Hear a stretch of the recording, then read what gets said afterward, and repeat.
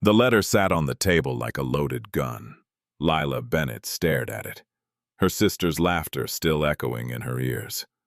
They had done it as a joke, signing her up as a mail-order bride to some rancher in the godforsaken Wyoming territory. They had expected silence, perhaps even mockery. Instead, he had said yes. A stranger wanted her. Plain, invisible, Lila, the daughter nobody looked at twice. Now she had to make a decision that would change everything. Stay in this house, where she had always been nothing. Or step onto a train, heading west into a life that both terrified and called to her. Some choices are not really choices at all. They are escapes. If you are watching this, follow Lila's journey to the end. Hit that like button and comment what city you are watching from. I want to see how far this story travels. The Bennett farmhouse smelled like burned bread and disappointment. Lila stood at the kitchen window, her hands submerged in dishwater that had gone cold, watching her sisters parade across the yard in their Sunday dresses. Lillian, the eldest, had her blonde hair pinned in those elaborate curls that took an hour to set. Eleanor wore the blue silk that made her eyes look like a summer sky. Even Sophie, barely more than a girl, had that effortless grace that made men trip over their own boots at church socials. Then there was Lila, a young woman with brown hair that would not hold a curl if her life depended on it. A face her mother once described as pleasant enough in the same tone people used for overcooked vegetables. Not ugly, just unremarkable, forgettable, the kind of woman whose eyes slid past on their way to something prettier. Lila, her mother's voice cut through the kitchen. Those dishes will not wash themselves. Yes, ma'am. She scrubbed at a plate that was already clean, watching through the window as Lillian laughed at something the neighbor's son said. Watched him look at Lillian like she was something precious. Nobody had ever looked at Lila that way. She is wool gathering again. That was Eleanor's voice drifting in from the parlor. Honestly, Mother, what are we going to do with her? Hush. Their mother's reply was quieter, but Lila heard it anyway. She had gotten good at hearing things she was not supposed to. We will find her something. A widower, perhaps. Someone who needs a housekeeper more than a wife. The plate slipped from Lila's hands, clattering into the basin. She steadied herself against the counter, waiting for the familiar ache in her chest to pass. It did not. That night her sisters hatched their plan. Lila heard them whispering in the bedroom they shared, all four of them crammed into a space meant for two. She kept her eyes closed, breathing steady, pretending sleep while they giggled and schemed. It is harmless, Lillian insisted. Just a bit of fun. But what if someone actually responds? Sophie sounded uncertain. To Lila, Eleanor's laugh was sharp as broken glass. Darling, these mail-order advertisements are for desperate men on the frontier. Even they have standards. More laughter. Lila pulled the thin blanket over her head, trying to block it out. I still have that newspaper from last month, Lillian continued. The one with all those advertisements from out west. Cowboys looking for wives. She dropped her voice into a theatrical drawl. Hard-working rancher seeks respectable woman for marriage. Must be of good character and strong constitution. Oh, do it! Eleanor clapped her hands. Can you imagine some poor rancher expecting a proper wife and getting our Lila? Lillian, that is cruel. Sophie at least had some conscience. It is a joke, silly. He will not respond anyway, and if he does, we will simply tell him there was a mistake. Where is the harm? The harm was in how easily they did it, how little they thought of her, how completely invisible she had become in her own family. Soon after, the letter arrived. Lila brought in the mail like she did every afternoon, mostly bills and the occasional letter from their aunt. But there, among the usual correspondence, was an envelope addressed in unfamiliar handwriting. Miss Lila Bennett. Her hands trembled as she turned it over. The return address made her stomach drop. Wind River Ranch, Wyoming territory. What is that? Lillian appeared at her elbow, too casual, eyes too bright. Lila's fingers tightened on the envelope. It is for me, from Wyoming. Lillian's voice pitched higher. Oh, Lila, you did not actually, did you? Their mother entered the hallway, Eleanor and Sophie trailing behind. The whole family suddenly very interested in Lila's mail. Nothing, Mother. Lillian reached for the letter, but Lila stepped back. It is mine. Her voice came out stronger than she expected. She took the letter to the only place she could be alone, the barn loft where she used to hide as a child. Her hand shook so badly it took 3 tries to open the envelope. The letter inside was written on good paper, the handwriting clean and practical. Miss Bennet, I received your response to my advertisement. I will be direct, as I expect you prefer the same. I am a man in my prime, owner of the Wind River Ranch in Wyoming Territory. I have a young son. My wife passed some years ago. I am not looking for romance. I am looking for someone capable and sensible to manage my household and help raise my boy. In return, I can offer security, a roof that does not leak, and treatment with respect and fairness. The work is hard, the winters are harsh. The nearest town is some distance, and it is not much to speak of. But the land is mine, the house is sound, and I pay my debts. If you are willing, I will send money for the train fare. If you are not, I will understand and wish you well. Respectfully, Silas Reed. Leela read it 3 times. Then she sat in the hay-scented darkness and cried, not from sadness but from the overwhelming shock of being seen, even by a stranger, even in such practical terms. Someone had said yes to her. Lila. Her mother's voice echoed across the yard. Where is that girl? She folded the letter carefully and tucked it into her apron pocket. Then she climbed down from the loft and walked back to the house where her sisters were waiting, their faces bright with barely suppressed glee. Well, Eleanor demanded, what did it say? You already know what it said. Lila met Lillian's eyes. Since you sent it. Lillian had the decency to flush. It was just a joke. Yes, I understand. Lila walked past them into the kitchen. Her hands were still shaking, but her voice stayed steady. He said yes. Silence crashed through the room. What? Their mother's face went pale. The rancher, Mr. Reed, he accepted my application. She almost laughed at the absurdity of it. He is offering marriage. Absolutely not. Her mother's voice cut like a knife. This has gone too far. Lillian, write to him immediately and explain the mistake. What mistake? The words came out of Lila's mouth before she could stop them. Her mother blinked. What? What mistake should Lillian explain? Lila's heart hammered against her ribs, but she kept talking. That her plain sister is not worthy of even a practical arrangement with a stranger. Lila, you cannot possibly be considering this. Why not? Something was cracking open inside her chest. Something that had been locked down for years. What exactly am I staying for? To wash dishes until my hands crack, to sleep in a crowded bedroom and listen to you discuss which widower might be desperate enough to take me. How dare you? Her mother's face flushed red. She is having hysterics, Eleanor declared. Lila, be sensible. I am being sensible. Lila pulled the letter from her pocket, smoothed it on the table. Mr. Reed is offering exactly what you all said I should expect. A practical arrangement with someone who needs a housekeeper. The only difference is he is being honest about it. Lillian stepped forward, and for a moment something like guilt flickered across her face. Lila, I am sorry. We did not think. No, you did not. Lila looked at her sisters. These beautiful, thoughtless girls who had never known what it felt like to be invisible. But you have actually done me a favor. You cannot go to Wyoming. Sophie's voice was small.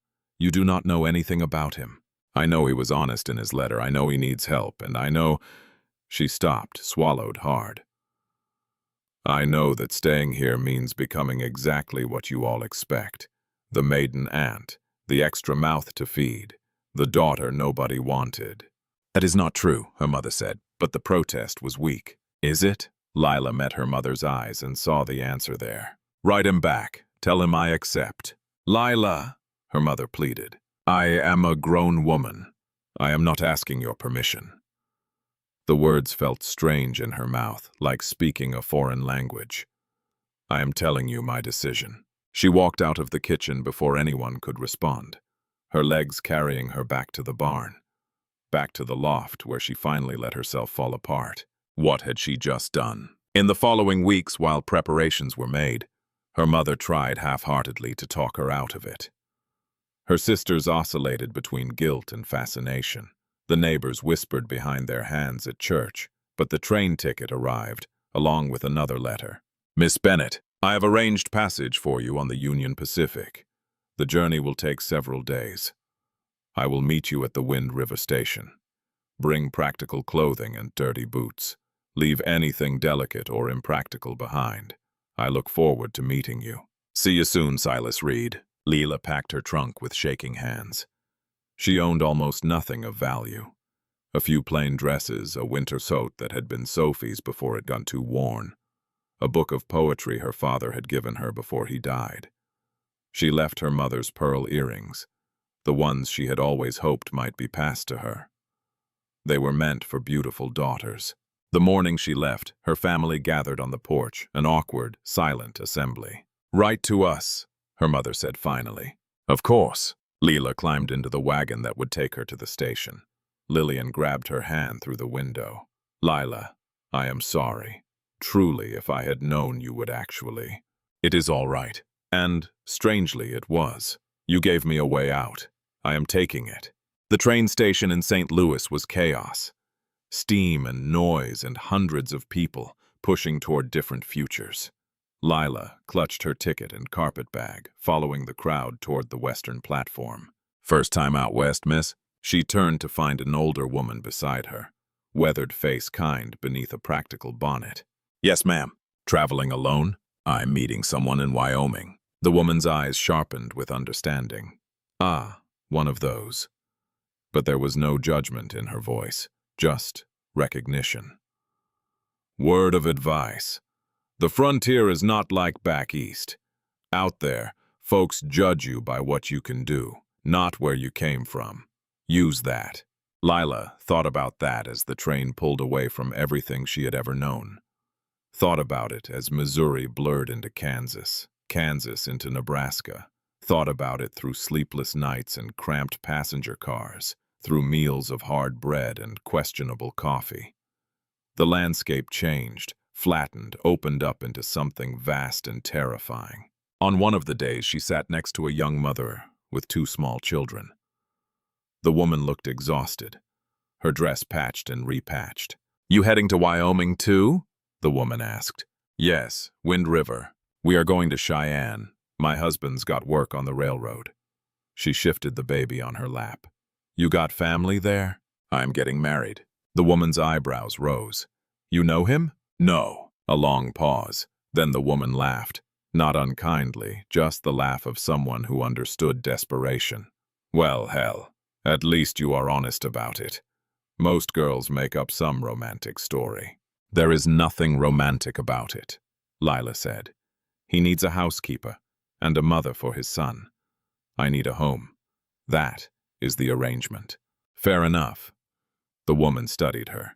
You look sensible. That will serve you better than prettiness out here. She nodded toward the window, where endless prairie stretched to the horizon. This land does not care what you look like. It only cares if you survive. The train lurched and the baby started crying. Lila found herself holding the woman's other child, a little girl maybe 3 years old, while the mother settled the infant. What is your name? The little girl asked, studying Lila with solemn eyes. Lila. That is pretty. Something loosened in Lila's chest. Thank you. Will you have babies with your new husband, Lila? The mother's face flushed. That is not polite. But Lila smiled. Genuinely smiled, maybe for the first time since leaving Missouri. I do not know. Maybe he has a son already. How old? Young, old enough to help. Out of the mouths of babes. That night, Lila could not sleep. The train rocked and clattered through darkness, carrying her toward a future she could not picture. She pressed her forehead against the cold window and let herself imagine worst-case scenarios. Silas Reed could be cruel, violent, a drunkard. The son could hate her. The house could be falling apart. The whole thing could be a terrible, irreversible mistake. But even in her darkest imaginings, she could not make herself regret leaving. Finally, the day of arrival dawned clear and brutally cold. Mountains rose in the distance. "The Rockies," the conductor announced. They would reach Wind River by afternoon. Leela changed into her best dress, which was not saying much, and tried to tame her hair. She failed, gave up, stared at her reflection in the train's grimy window, and saw what Silas Reed would see. A plain, tired woman who looked older than her years. She wondered what he looked like, wondered if he would be disappointed. The train slowed. The conductor called out, "Wind River, next stop, Wind River." Her stomach twisted. This was real. This was happening. The station was barely a station, just a wooden platform and a small building that looked like a strong wind could knock it over. A handful of people waited on the platform, and Lila scanned them with rising panic. Which one was he? Then she saw him. He stood apart from the others, hands in his coat pockets, hat pulled low. Tall, taller than she expected, broad-shouldered with the hard lines of his face making him look seasoned by life. Dark hair, clean-shaven jaw set in what looked like permanent displeasure, and his eyes, gray as winter, were already locked on her. She knew somehow, impossibly. She knew this was Silas Reed. The train jolted to a stop. Lila forced her legs to move, climbing down the steps with her carpet bag clutched in one hand. Her trunk would be unloaded separately. She walked toward him across the platform, aware of every eye watching, every whisper. The train hissed steam behind her like a dragon. He did not move, just watched her approach with those cold, assessing eyes. She stopped a few feet away. "Mr. Reed? Miss Bennett?" His voice was deep, rougher than she expected. Western. He touched the brim of his hat. "Welcome to Wind River." Up close, she could see the details her mind had missed from the train. The scar cutting through his left eyebrow, the sun-weathered skin, the calluses visible on his hands. This was a man shaped by hard work and harder weather. "Thank you." Her voice came out steadier than she felt. "It is good to finally, your trunk, the brown one." She blinked at the interruption. "Yes, I will get it loaded." "Wagon is this way." He turned and walked toward the baggage area, without waiting to see if she would follow. Lila stood there for a moment, feeling the first crack in whatever romantic notion she had still been harboring. This was not a meeting. It was a transaction. Fine. That was what she had signed up for. She followed him to the sturdy wagon hitched to 2 horses. He loaded her trunk without help, lifted it like it weighed nothing, and secured it with practiced efficiency. "Climb up." He nodded toward the wagon seat. She managed it with only moderate clumsiness. Grateful her skirts were not as full as Lillian's ridiculous fashion plates. Silas swung up beside her, taking the reins, and clicked his tongue at the horses. They rolled away from the station in silence. Wind River, the town, consisted of maybe 20 buildings clustered around a main street. A general store, a saloon, what looked like a church. People stopped to stare as they passed. Silas did not acknowledge any of them. "How far is the ranch?" Lila asked finally. "Some distance northeast." He kept his eyes on the road. "Your letter mentioned a son. Jamie, he is young, stays with my foreman's wife during the day and at night with me." He shot her a sideways glance. "That is why you are here, right? The arrangement." She was hired help with a fancy title. "What happened to your wife?" She felt him stiffen beside her. "Childbirth, some years ago. The baby did not make it either." "I am sorry. It was some years ago," he repeated. Like that somehow made it matter less. The road climbed into rougher country. Trees gave way to open grassland. Grassland to rocky outcroppings. The wind picked up sharp and cold, cutting through Lila's coat like it was not there.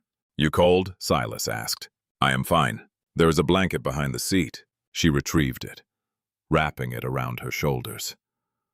The gesture was practical, not kind. Everything about this man was practical. "You know how to cook?" he asked. "Yes." "Can?" "Yes." "Handle children?" "I help raise my younger sisters." He nodded, seemingly satisfied. "The house is clean, but needs a woman's touch. Jamie is a good boy, but needs structure. Can you provide that?" "I can." "Good." He fell silent again. Leela studied the landscape, trying to find beauty in it. The mountains were stunning, she supposed, in a harsh and different way. Everything here seemed bigger, emptier, more unforgiving than Missouri. "What do you expect from this marriage?" The question came out before she could stop it. Silas's jaw tightened. "I expect you to run my household, care for my son, and manage things so I can focus on the ranch. I expect honesty and hard work. And what should I expect from you?" He looked at her, then really looked at her for the first time. Those gray eyes swept over her face, cataloging and dismissing in one glance. "Food on the table, a roof that does not leak, no violence, no drinking, no mistreatment, respect as much as can be given." He paused. "And privacy if you want it." Privacy. She understood what he meant. Separate bedrooms, a marriage in name only. Something in her chest twisted, though she could not say if it was relief or disappointment. "That seems fair," she managed. "Good." Another mile passed in silence. "Why did you agree?" Lila asked suddenly. "To me, I mean. There must have been other responses to your advertisement." His mouth quirked. Not quite a smile, but close. "There were several, in fact." "Then why?" "Your letter was honest." He shrugged. "The others were full of poetry and promises. Yours just said you could cook, clean, and handle ranch life. No false expectations." "I did not write that letter," Lila admitted before she could think better of it. Silas's head turned sharply. "What?" "My sisters wrote it as a joke." The whole story came tumbling out. Her family's cruel prank, their shock when he responded, her desperate decision to come anyway. When she finished, she braced for anger. Instead, Silas laughed. It was a rusty sound, like he did not use it often, but it was genuine. "So, you are here on a dare." "I am here because I chose to be." Lila met his eyes. "Whatever their intentions were, this is my decision now." He studied her again, and this time she saw something shift in his expression. Not warmth exactly, but maybe respect. "All right then." He turned back to the road. "We will make it work." The ranch appeared as they crested a hill, a sprawling operation of corral, outbuildings, and a two-story house that looked solid and well-maintained. Cattle dotted the surrounding fields. Men worked in the distance, their shouts carrying on the wind. "This is it," Silas said. "Wind River Ranch. A good spread of land, cattle, hired hands." Lila tried to process the scale of it. This was not a farm. This was an empire. A small figure burst from the house as they approached. A boy with dark hair and his father's gray eyes sprinting toward the wagon. "Pa!" Silas's entire demeanor changed. His face softened, his posture relaxed. "Hey, Jamie." The boy skidded to a stop beside the wagon, staring up at Lila with open curiosity. "Is she the new ma?" "Miss Bennett," Silas corrected gently. "She will be staying with us." "Hi." Jamie tilted his head. "You are not very pretty." "Jamie." Silas's voice sharpened, but Lila surprised herself by laughing. Really laughing. "No, I am not. But I make very good biscuits." The boy's face lit up. "Better than Mrs. Garrett's? I guess you will have to judge that yourself. Come on." He grabbed her hand, tugging her toward the house. "I will show you everything." Leela climbed down from the wagon, letting this enthusiastic child pull her forward. Behind her, she heard Silas unloading the trunk, but she did not look back. The house was bigger inside than it looked. Clean but sparse. Functional but cold. No curtains on the windows, no rugs on the floors, no warmth anywhere. It was a house that had forgotten how to be a home. Jamie dragged her from room to room, narrating with the confidence of a tour guide. "This is the kitchen. Pa says it needs better storage. This is the parlor, we never use it. This is my room, I have a magnifying glass. This is... He stopped at a closed door. This was my ma's sewing room. We do not go in there. All right, Lila said softly. He led her upstairs. This is Pa's room, and this... He pushed open another door. This is yours. The room was small but clean, with a narrow bed, a dresser, and a window overlooking the eastern pasture. Someone, Silas, probably, had left a pitcher of water and fresh linens on the bed. It is perfect, Lila said, and meant it. Footsteps on the stairs announced Silas's arrival. He set her trunk inside the door. Jamie, let Miss Bennett settle in. Can she make biscuits tonight? We will see. But there was affection in his voice. Go help Roy with the horses. The boy thundered down the stairs. And then it was just the two of them, in this small room. I will leave you to unpack, Silas said. Supper is usually around the usual time. Kitchen is stocked, make what you want. All right. He started to leave, then paused. Miss Bennett. Yes? Welcome to Wind River. This time he almost meant it. After he left, Lila sank onto the bed, staring at the walls of her new room, her new life. What had she done? But when she looked out the window at the vast Wyoming sky, something in her chest loosened. Out here, nobody knew she was the plain daughter, the overlooked one, the joke. Out here, she could be anything she chose to become. The first biscuits burned. Lila stood in the kitchen early the next morning, staring at the charred remains in the cast-iron pan, and wanted to cry. The stove was different from the one back home, hotter, meaner, with a temperament she had not figured out yet. She had woken before dawn, determined to prove herself useful, and instead had produced something that looked like coal. Those do not look like good biscuits. She spun around. Jamie stood in the doorway, still in his nightshirt, hair sticking up at odd angles. No, Lila admitted. They do not. He padded across the cold floor and peered into the pan. Pa says the stove runs hot. You got to watch it. I'm learning that. Can you make more? She looked at the boy's hopeful face and felt something shift inside her.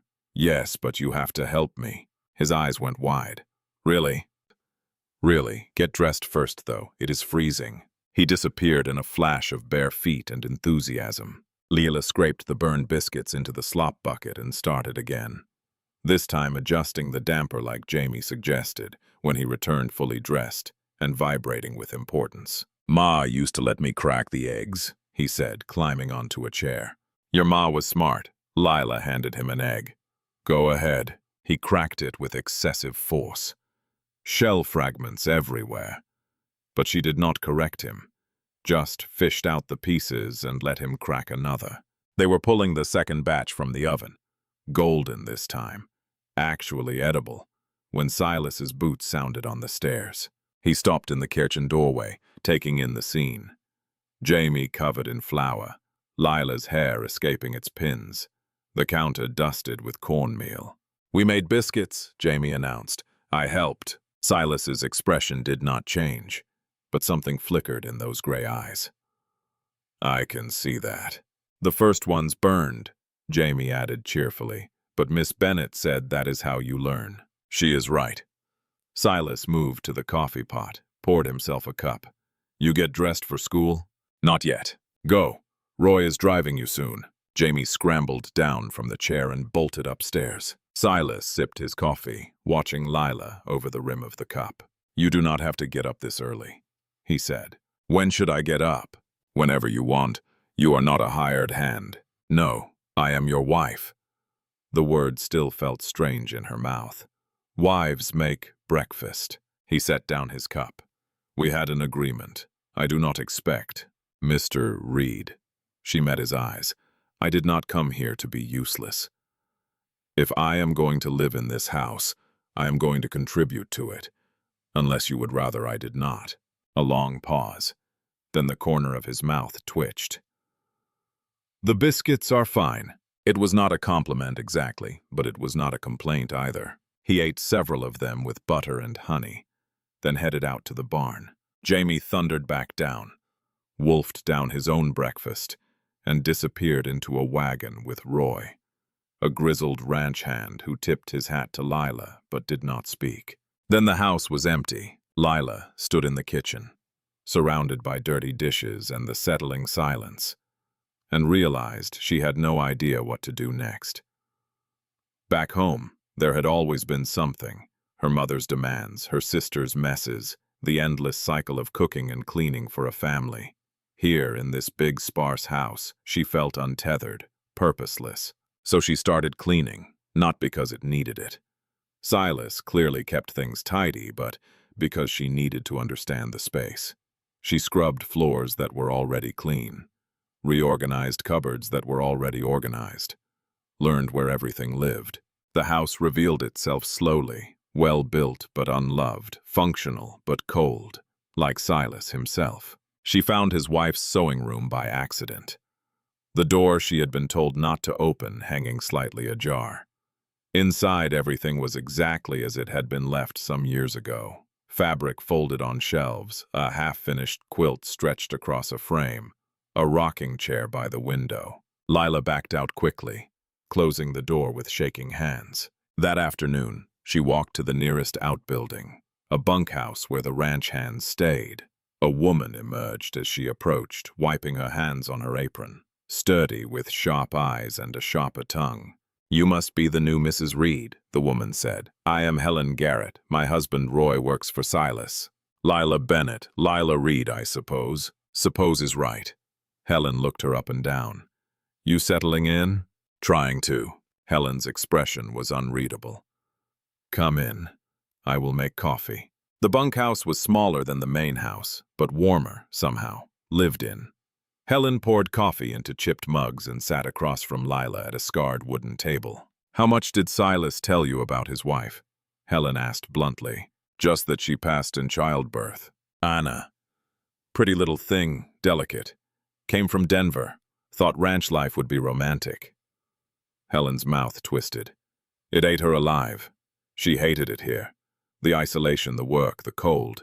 Hated Silas for bringing her. By the end, they barely spoke. Lila's hands tightened around her mug.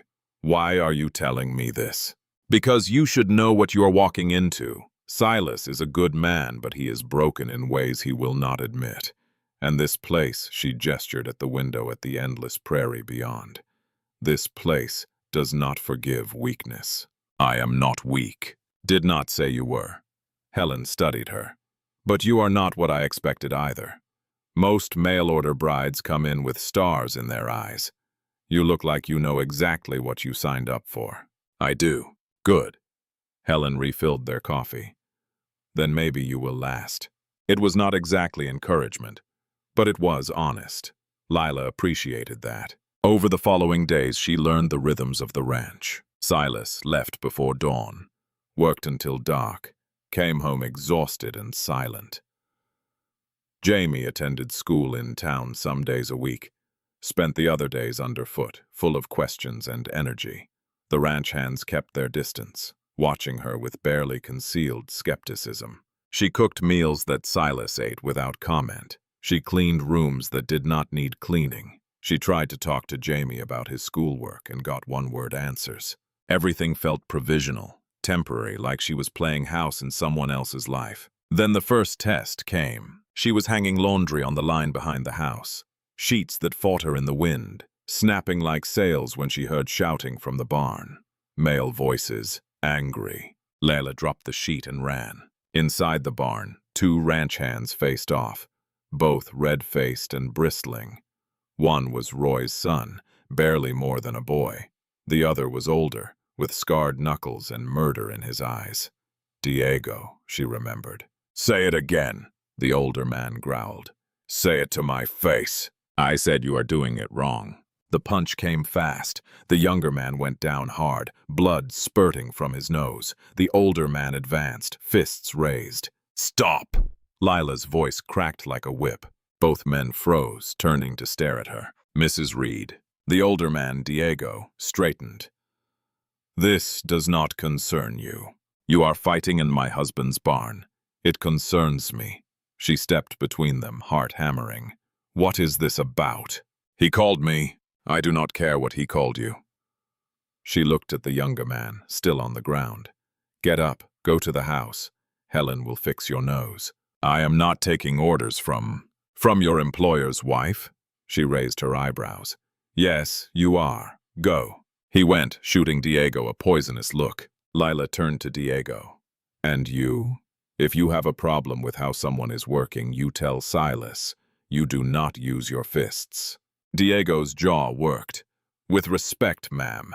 You do not understand how things work here. Then explain it to me. He blinked, clearly not expecting that. What? Explain what I do not understand. I am listening. A long pause, then grudgingly. The kid is green, does not listen, does things his own way, and screws up the work for everyone.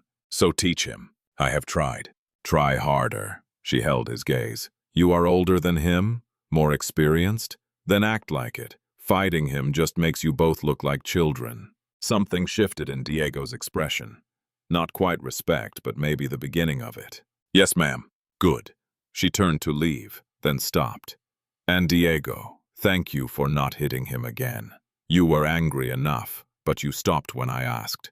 That took control. She left him standing there, stunned, and walked back to the house, on legs that shook so badly she could barely stand. What had she just done? She had no authority here, no right to give orders. She was the mail-order bride, the outsider, the woman nobody wanted. But when Silas came home that night, Roy was waiting for him on the porch. Leela listened from the kitchen, hands stilled in dishwater. Your wife broke up a fight today, Roy said. Diego and my boy. Silence. Then anyone hurt? Just pride. She handled it, sent them both packing with their tails between their legs. She did. Silas's voice was neutral, unreadable. Yes, sir. Thought you should know. Footsteps, the front door opening. Silas appeared in the kitchen doorway, still in his work clothes, dusty and tired. Roy says you stopped a fight. Lila kept washing dishes. They were being stupid. I told them to stop, and they listened. Eventually, he moved into the room, leaned against the counter. You did not have to do that.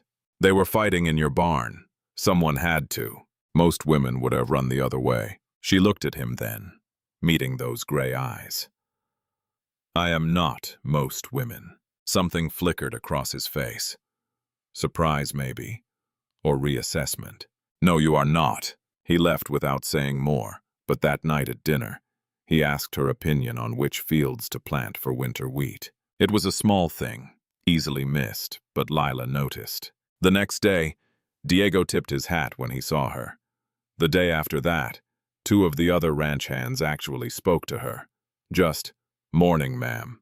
But it was something. She was becoming real to them, visible. But the town was a different story. Helen convinced her to come to the Sunday social at the church. You need to meet people, she insisted despite Lila's protests. So Lila wore her best dress, which still was not very good, and let Silas drive her and Jamie into Wind River.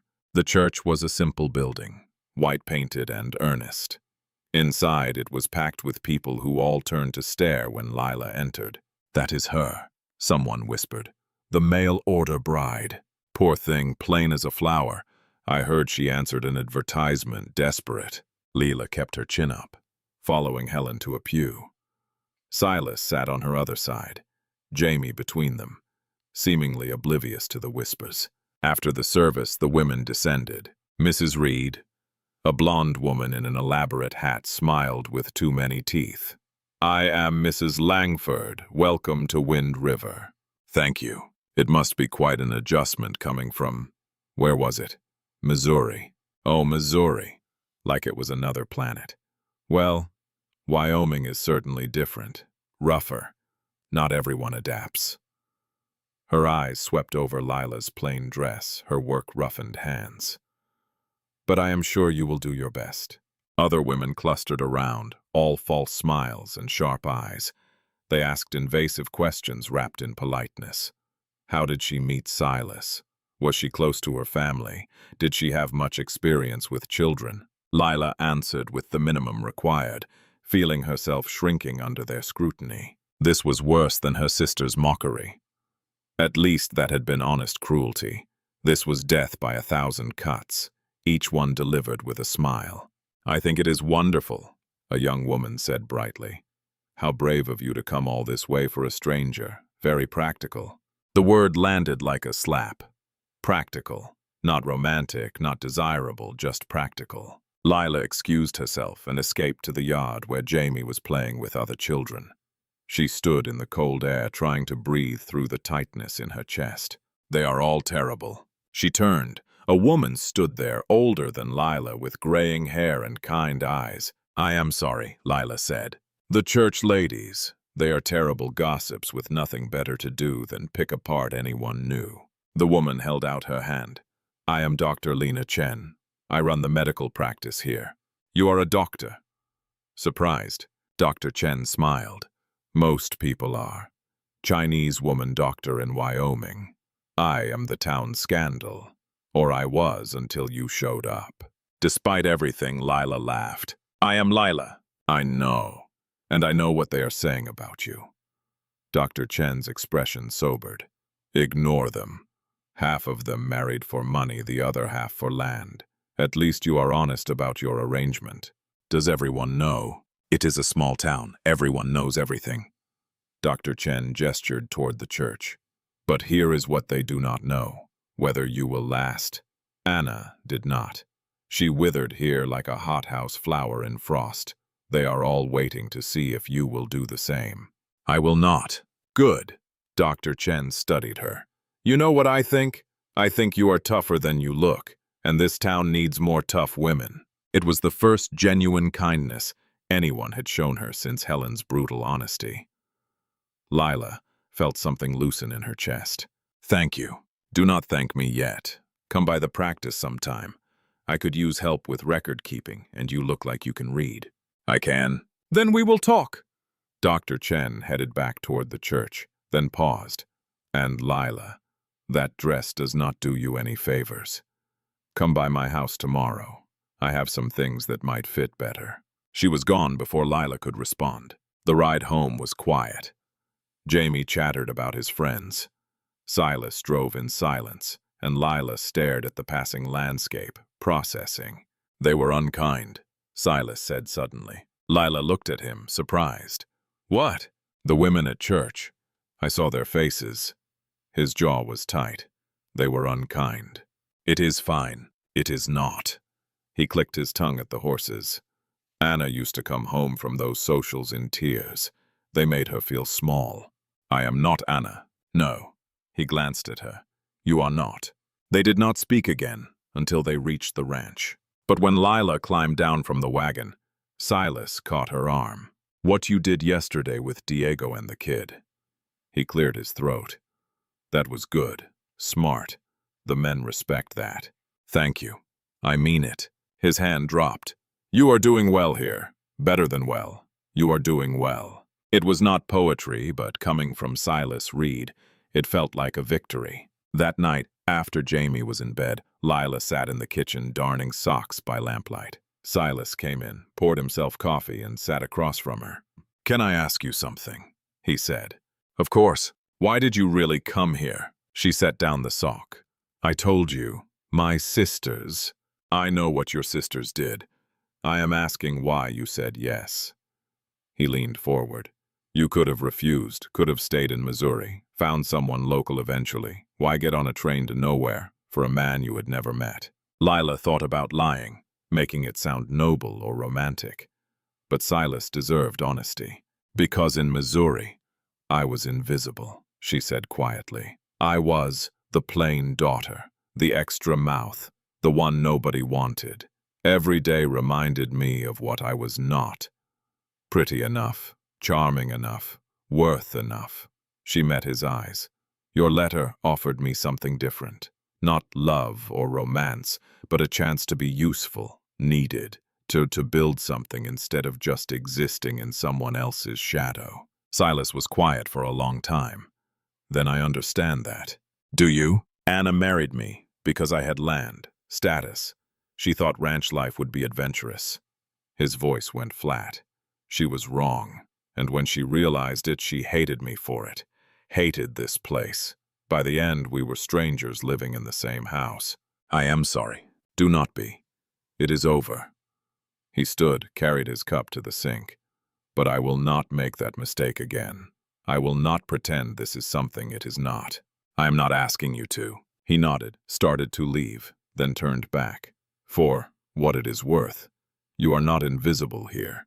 The words settled around her like a blanket. Over the following days, Lila found her footing. She learned to manage the stove's moods, to predict Jamie's questions, to read the subtle shifts in Silas's expression that meant he had had a hard day. She helped Dr. Chen with medical records twice a week, earning both money and friendship. She started making small changes to the house: curtains for the kitchen, a rug in the parlor, a shelf for Jamie's growing collection of rocks and feathers. The ranch hands stopped treating her like a ghost. Helen taught her to shoot. Every ranch woman needs to know, Helen insisted. Diego showed her how to doctor a sick calf. Even the cook started leaving recipe cards for her to try. But Silas remained distant. He was never unkind, never dismissive. But there was a wall around him that Lila could not breach. They ate meals together, discussed Jamie's schooling, coordinated household needs, but they never talked about anything real. Never touched, except by accident. At night, Lila lay in her narrow bed and listened to him move around in his room across the hall. So close, so unreachable. She told herself it did not matter. This was the arrangement. But some treacherous part of her heart wanted more. Then winter came, and with it the first real cold. Lila woke one morning to frost thick on the windows and Jamie's excited shouts. "Snow! Miss Lila, it is snowing!" She wrapped a shawl around her shoulders and looked out. The world had transformed overnight. White and clean and brutally beautiful. "Get dressed warm," she called to Jamie. "Extra socks."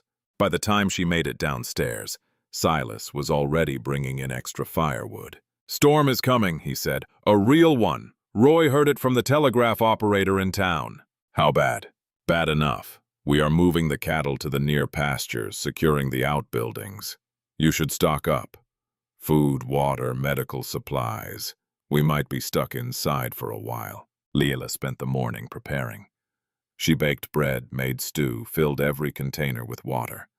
Helen came by with extra blankets and advice. "Keep the fires going," she said. "And if the wind gets too bad, do not go outside. People get lost 20 feet from their own doors in whiteouts." "Is it really that dangerous?" Helen's expression was grim. Last year, the Langfords' youngest son went to check on the chickens. During a storm, they found him days later, frozen to death not far from the coop. So, yes, it is that dangerous. The storm hit at dusk. 1 minute, snow was falling gently. The next, the wind rose to a scream and the world disappeared into white chaos. Lila stood at the window, watching the barn vanish behind sheets of snow. "Is Pa coming back?" Jamie's voice was small. "Of course he is." But Lila's heart hammered. Silas and the ranch hands were still out there somewhere bringing in the last of the livestock. An hour passed, then 2. Jamie fell asleep on the sofa wrapped in blankets. Lila kept the fire burning, the coffee hot, her eyes on the door. Finally it burst open. Silas stumbled in, followed by Diego and Roy, all 3 of them crusted with ice and snow. "Everyone is accounted for," Silas said, his voice rough. "Stock secured, we are set." Leila helped them out of their frozen coats, poured hot coffee, brought the stew she had kept warming. The men ate in exhausted silence. Then Roy and Diego headed to the bunkhouse. Silas sat by the fire, thawing out while Lila checked on Jamie. "He was worried," she said quietly, sitting across from Silas. "I know." Silas's hands were wrapped around his coffee cup, shaking slightly. "I tried to get back sooner. You are here now. That is what matters." He looked at her then, really looked like he was seeing something new. "You were worried too." It was not a question. "Yes," Lila admitted. "Why?" "Because—" She stopped, searching for words that would not reveal too much. "Because Jamie needs you. The ranch needs you." "Is that all?" The question hung between them, heavy with possibility. Before Lila could answer, Jamie stirred on the sofa, mumbling in his sleep. The moment broke. "I should get him to bed," she said, standing. "Lila." Silas's voice stopped her. "Thank you for today, for everything." She carried Jamie upstairs, her heart still racing from what had almost been said. The storm lasted several days. Several days trapped inside with Silas and Jamie. The world reduced to the walls of the house and the howl of wind. They played cards, told stories, read books aloud. Jamie taught Lila a complicated game involving marbles. Silas fixed a broken chair leg. They existed together in close quarters, and something shifted. Small moments accumulated. Silas's hand brushing hers as he passed the salt. The way he laughed at one of Jamie's terrible jokes. The night Lila woke to find him adding wood to her fire, making sure she stayed warm. When the wind finally died, Silas and the ranch hands dug out, assessed damage, checked on the stock. Minor losses mostly. They had been lucky. That night, Silas found Lila in the kitchen, kneading bread dough. "Storm is over," he said. "I noticed." He moved closer. Close enough that she could smell snow and leather. "These past few days." "Yes? It was nice having you here. Not just as help, as—" He struggled for words. "As company." Lila's hand stilled in the dough. "I thought we had an arrangement." "We do." His voice was rough. "But maybe arrangements can change." Her heart stuttered. "Into what?" "I do not know yet." He ran a hand through his hair, frustrated. "I am not good at this. Anna used to say I was made of stone. Maybe she was right." "You are not stone." Lila wiped her hands on her apron, turned to face him. "You are careful. There is a difference." "Careful," he repeated. "Is that what you call it?" "What would you call it?" "Afraid." The admission seemed to cost him. "Afraid of doing this wrong again." Lila's throat tightened. "Silas!" "Forget it." He stepped back.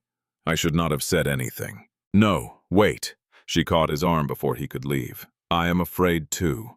He stopped. "I am afraid this is temporary, that one day you will realize you made a mistake bringing me here, that I am not enough, not pretty enough, not accomplished enough, not whatever it was you really wanted." Silas turned to look at her, and the expression on his face made her breath catch. "You think I want you to be different?" His voice was low, intense. "Lila, you stopped a fight between men who could have killed each other.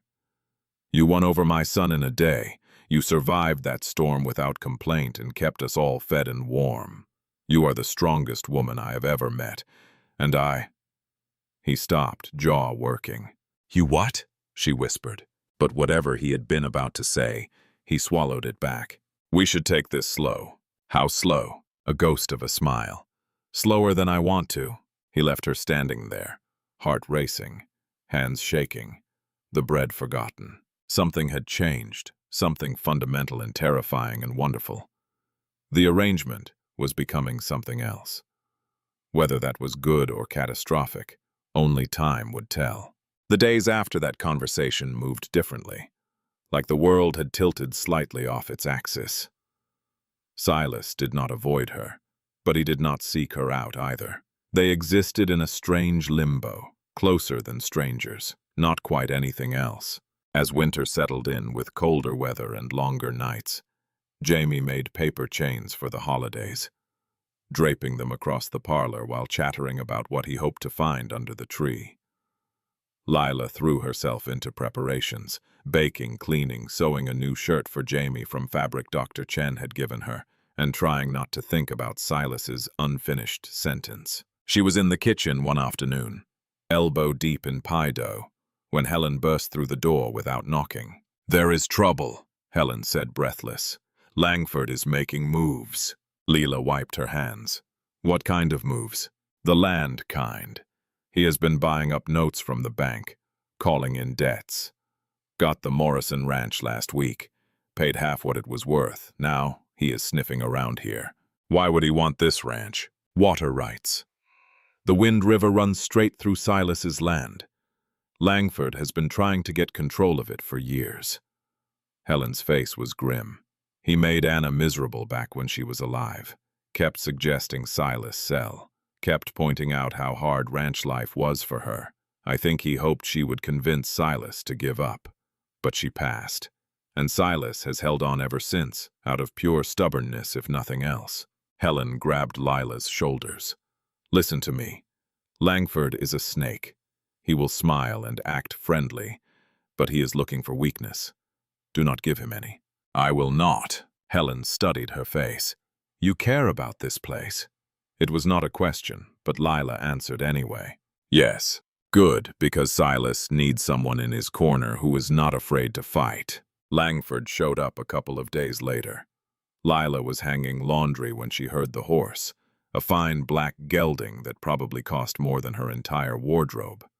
The rider was equally fine, tall, silver-haired, dressed like he was attending a gentleman's club instead of visiting a working ranch. Mrs. Reed? His smile was all teeth. Victor Langford. I own the Triple P south of here. Mr. Langford, she did not offer her hand. My husband is out with the stock. Actually, I came to see you. He dismounted, moving closer. I wanted to welcome you properly to the territory. My wife was quite taken with you at church. Liar. His wife had been one of the worst gossips. That is kind, Lila said neutrally. I also wanted to express my condolences about your situation. Her hand stilled on the clothesline. My situation? Coming all this way only to find yourself on a struggling ranch with a difficult man. His voice dripped false sympathy. It cannot be easy. The ranch is not struggling, is it not?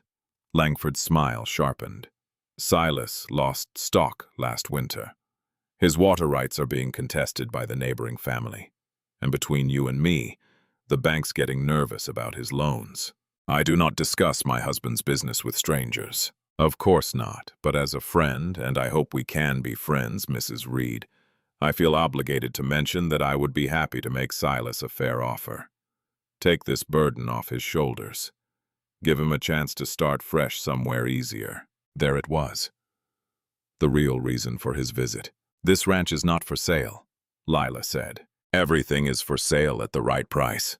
Langford moved closer, and she smelled expensive cologne, mixed with something rotten underneath. A woman like you, educated, sensible, must see how precarious your position is here. One bad winter, and you could lose everything. Whereas if Silas sold to me, you would have security. Maybe even enough to return to civilization. I am civilized, Mr. Langford, and I am exactly where I want to be. His expression flickered, just for a second. The mask slipped, and she saw cold calculation underneath. Then the smile returned. Of course, I meant no offense. He tipped his hat. But the offer stands when things get difficult, and they will. Remember that you have options. He rode off, leaving Lila standing in the cold yard with her heart hammering. When Silas came home that night, she told him everything. He listened without interrupting, his face getting harder with each word. When she finished, he was quiet for a long time. He is right about some of it, Silas said finally. The water rights are being contested. The bank is breathing down my neck. Last winter nearly broke us. Then we fight back. We? He looked at her sharply. Did you think I would just stand aside?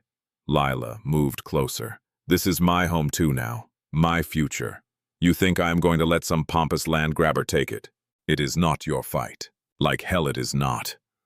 The curse felt good in her mouth. I did not come here to watch you fail, Silas.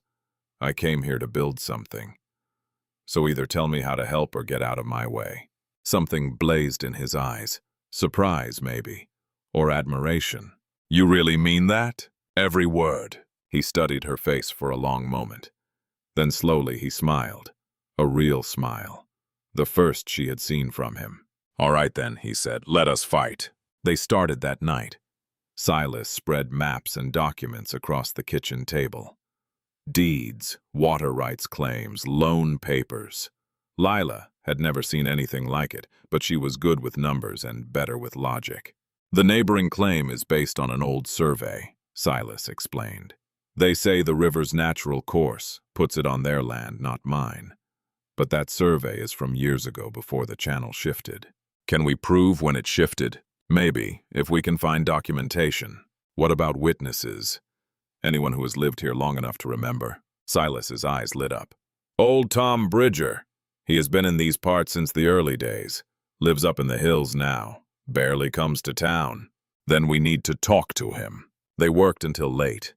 Jamie Long asleep upstairs. At some point, Silas made coffee. At another, their hands brushed over the same document, and neither pulled away immediately. Why are you doing this? Silas asked finally. I told you. No, I mean really, you could walk away. Langford would probably pay your way back to Missouri. You would be free. Leila set down her pencil. I do not want to be free. I want to be here. Why? Because... She searched for words that would not reveal too much. Because for the first time in my life, I matter. What I do makes a difference. Jamie needs me. The ranch needs me. You. She stopped. I what? His voice was low, dangerous. You see me, she whispered, not as a burden or a joke or a practical solution. You see me. Silas reached across the table, his rough hand covering hers. I see you, Lila. I have seen you since the day you stepped off that train, looking terrified and determined all at once. Her breath caught. Silas, I am going to kiss you, he said, unless you tell me not to. She did not tell him not to. He stood, moved around the table, pulled her to her feet. His hands framed her face, rough and gentle at once.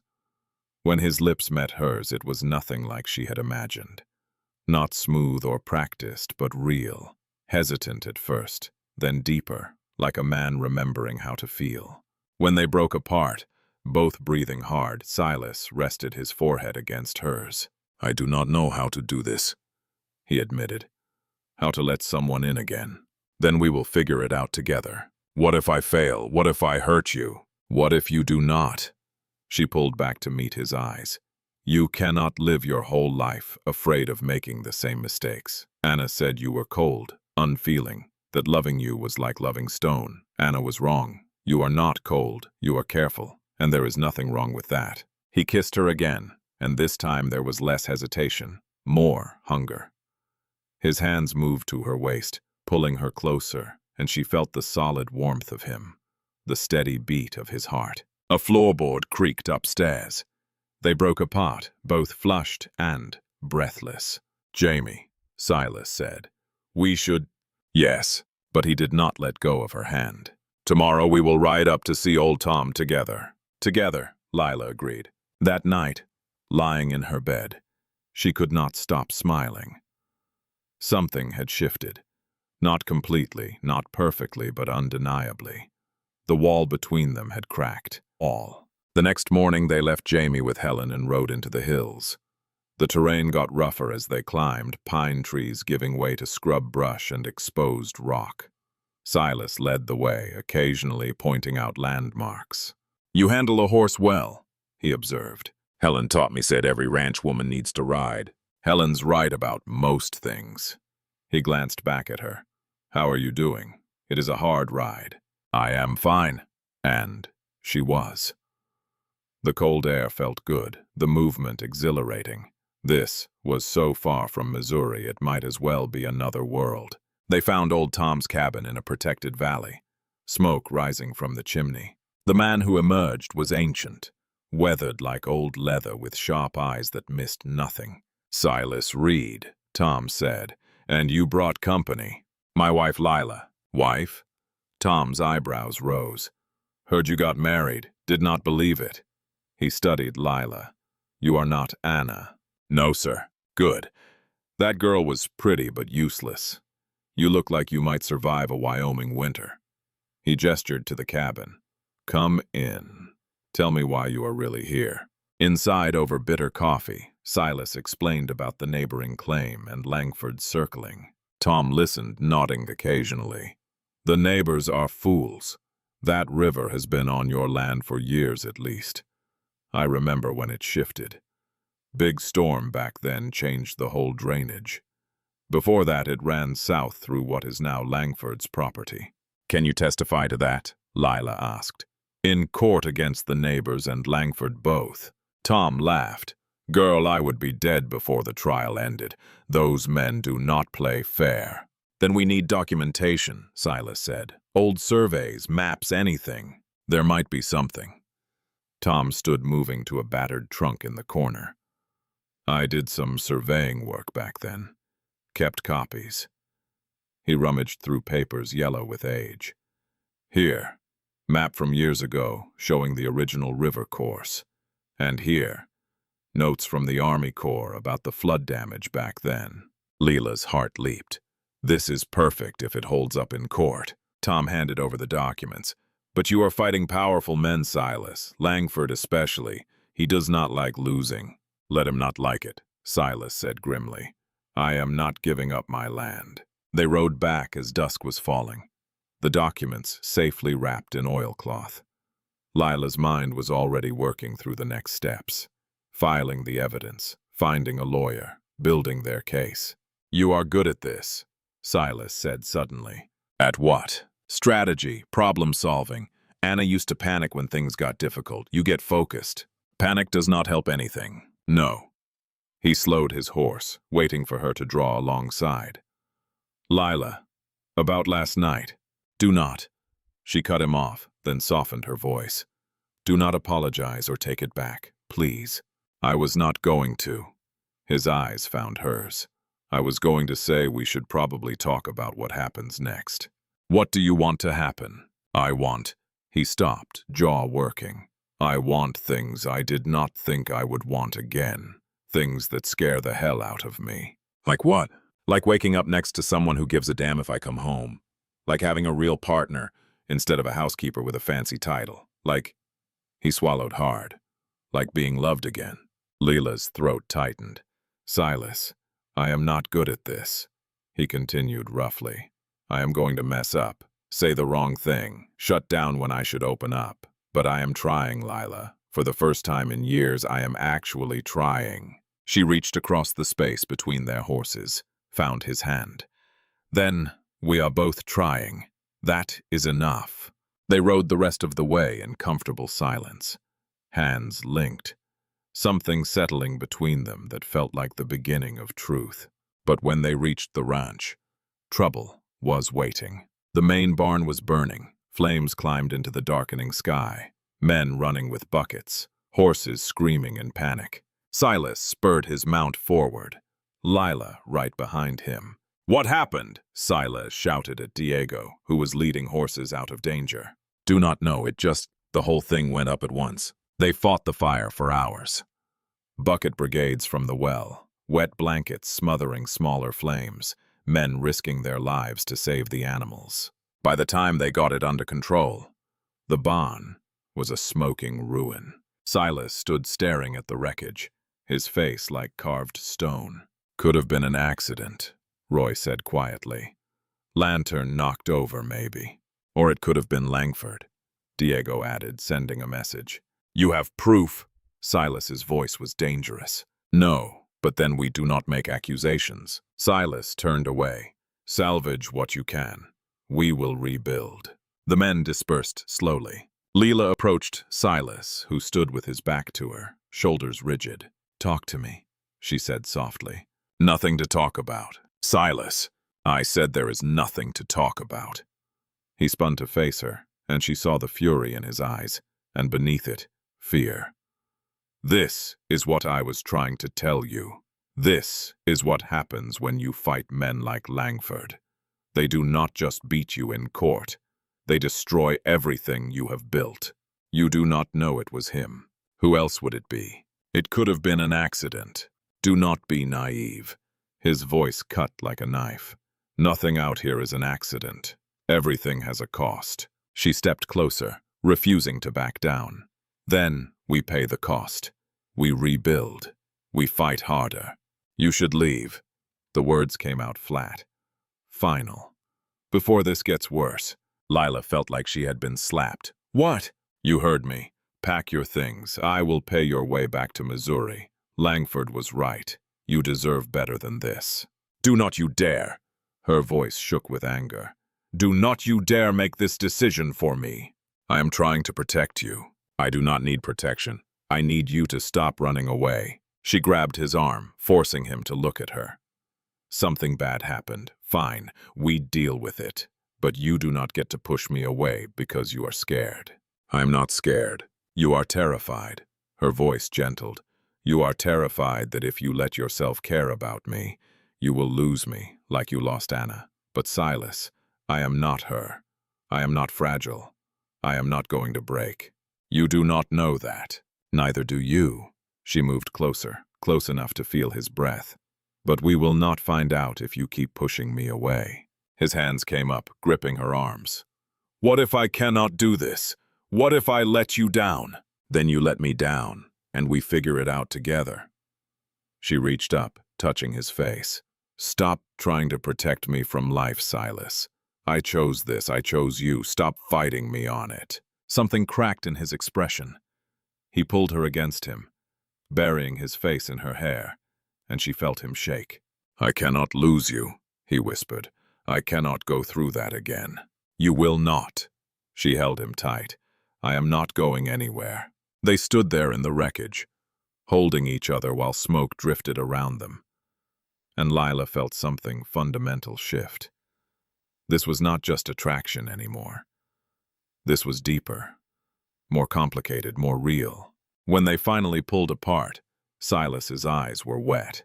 I'm sorry, he said, for trying to push you away. Do not do it again. I will try. He managed a weak smile. No promises. Good enough. They walked back to the house together, and for the first time, Silas took her hand in full view of the ranch hands. A statement. A claim. A choice. Inside, Jamie was waiting up, tear-stained and terrified. Pa, I saw the fire. Is everyone okay? Everyone is fine. Silas knelt down, pulling his son into a hug. The barn is gone, but we are all safe. Was it bad men, like in the stories? Silas glanced at Lila over Jamie's head. We do not know yet, but it does not matter. We are going to be fine because Miss Lila is here now. Yeah, Silas's voice was rough. Because she is here now. That night, after Jamie was asleep, Silas knocked on Lila's bedroom door.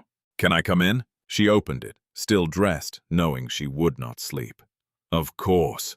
He stepped inside, closed the door behind him. I need to tell you something. All right? Anna and I, we got married too young. I was younger then. She was even younger.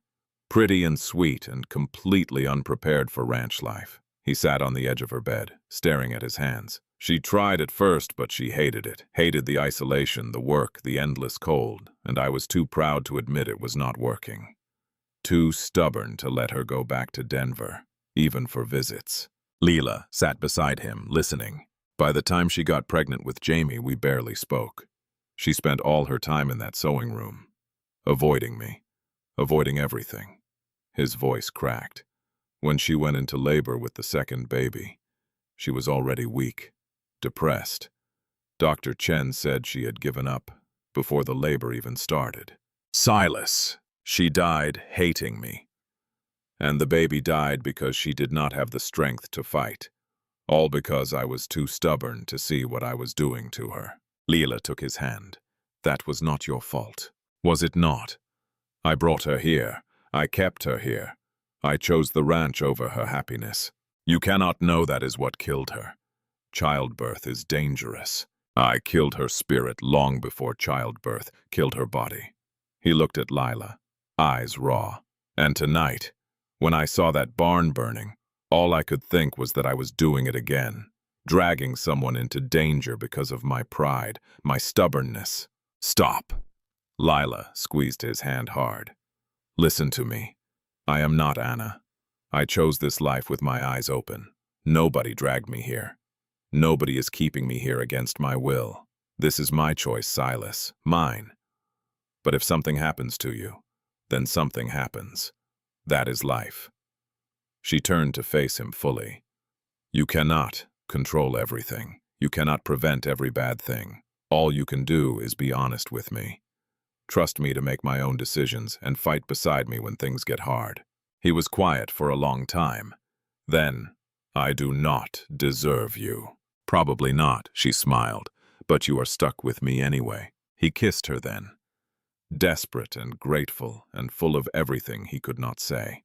She kissed him back, pouring all her own fears and hopes into it. When they broke apart, both breathing hard, his forehead rested against hers. "Stay with me tonight," he whispered. "Just stay." She did. They lay together on her narrow bed, fully clothed, arms around each other, talking until dawn. About Anna and the ranch, about Lila's family in Missouri, about Jamie and the future and whether they had any chance of beating Langford. Somewhere in the small hours, Silas said, "I think I am falling in love with you." Lila's heart stopped. "You think?" "I am terrified to say it for certain. Like if I admit it out loud, something will take you away." "Nothing is taking me away." She pressed closer. "And, for what it is worth, I am falling too." His arms tightened around her. "God help us both." "No." She smiled against his chest. "We help each other. That is how this works." When morning came, they were still tangled together. Both exhausted, and somehow more rested than they had been in years. The sound of Jamie's feet on the stairs made them spring apart, laughing like guilty children. "I should—" Silas gestured at the door. "Yes," but Lila caught his hand before he could leave.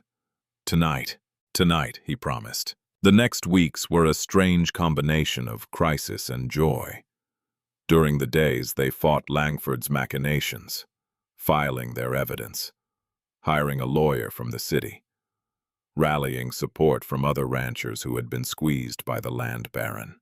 During the nights, they fell into each other with the desperation of people who had been alone too long. They were careful around Jamie, maintaining separate rooms, but the boy was not stupid.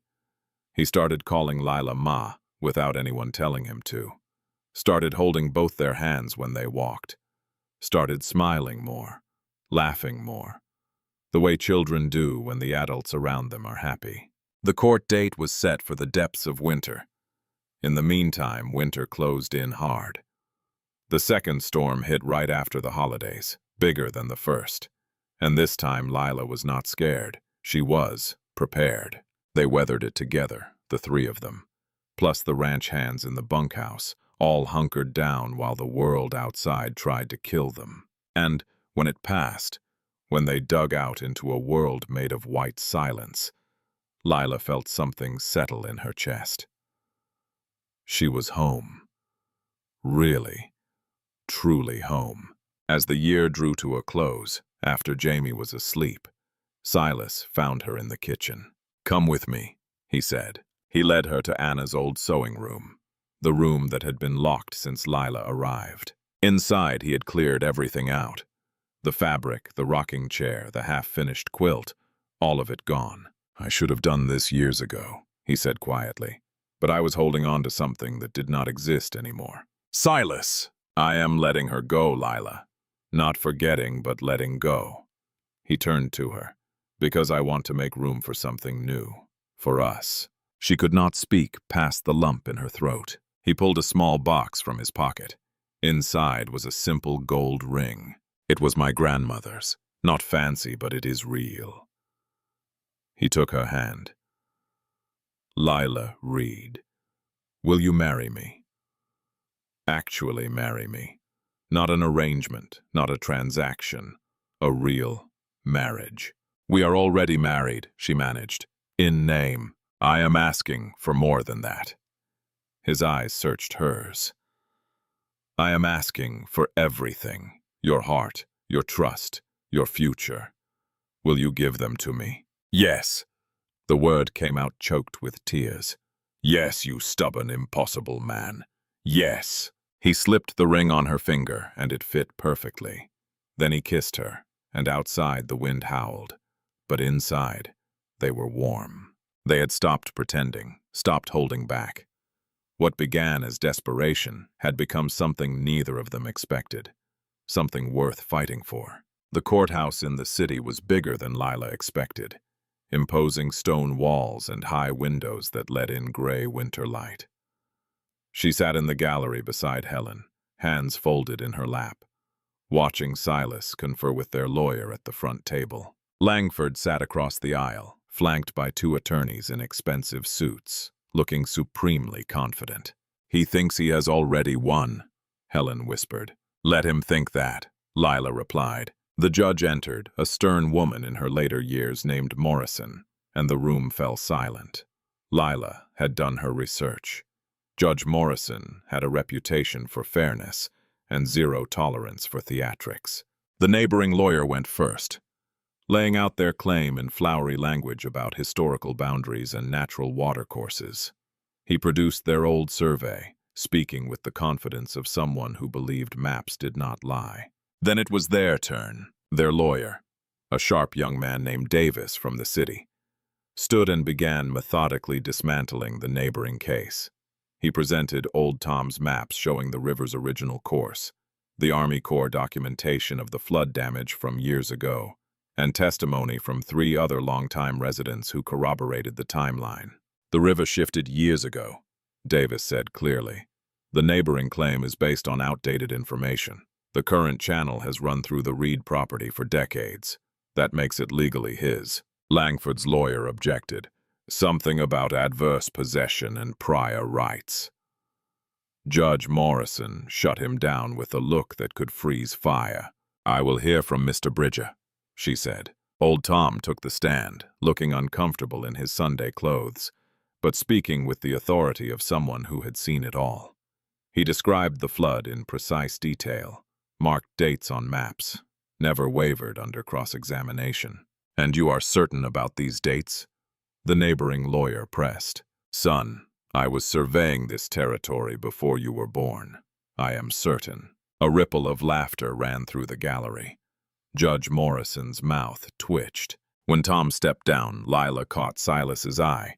He looked tense, wound tight as wire, but he managed a small nod. The judge called for a recess. Lila followed Silas and Davis into a small conference room. "How are we doing?" Silas asked. "Better than expected." Davis shuffled papers. "Tom was excellent. Their case is falling apart." "Langford looks too calm," Lila said. "He's planning something." Both men turned to look at her. "What makes you say that?" Davis asked. "Because he is a snake, and snakes do not give up just because they are losing." She looked at Silas. "What else does he have on you? Debts, contracts, anything he could use?" Silas's face went carefully blank. "There is the bank loan. What about it?" "It is due soon, a significant amount." Lila's stomach dropped. "Can we pay it?" "If we have a good spring calving season and cattle prices hold, maybe. And if we do not, the bank forecloses. Langford has been buying up debt from the bank for months. If they foreclose, he buys the note and takes the ranch anyway." Lila finished. "That is his backup plan." Davis swore softly. "He is boxing you in. Win or lose here, he still gets what he wants."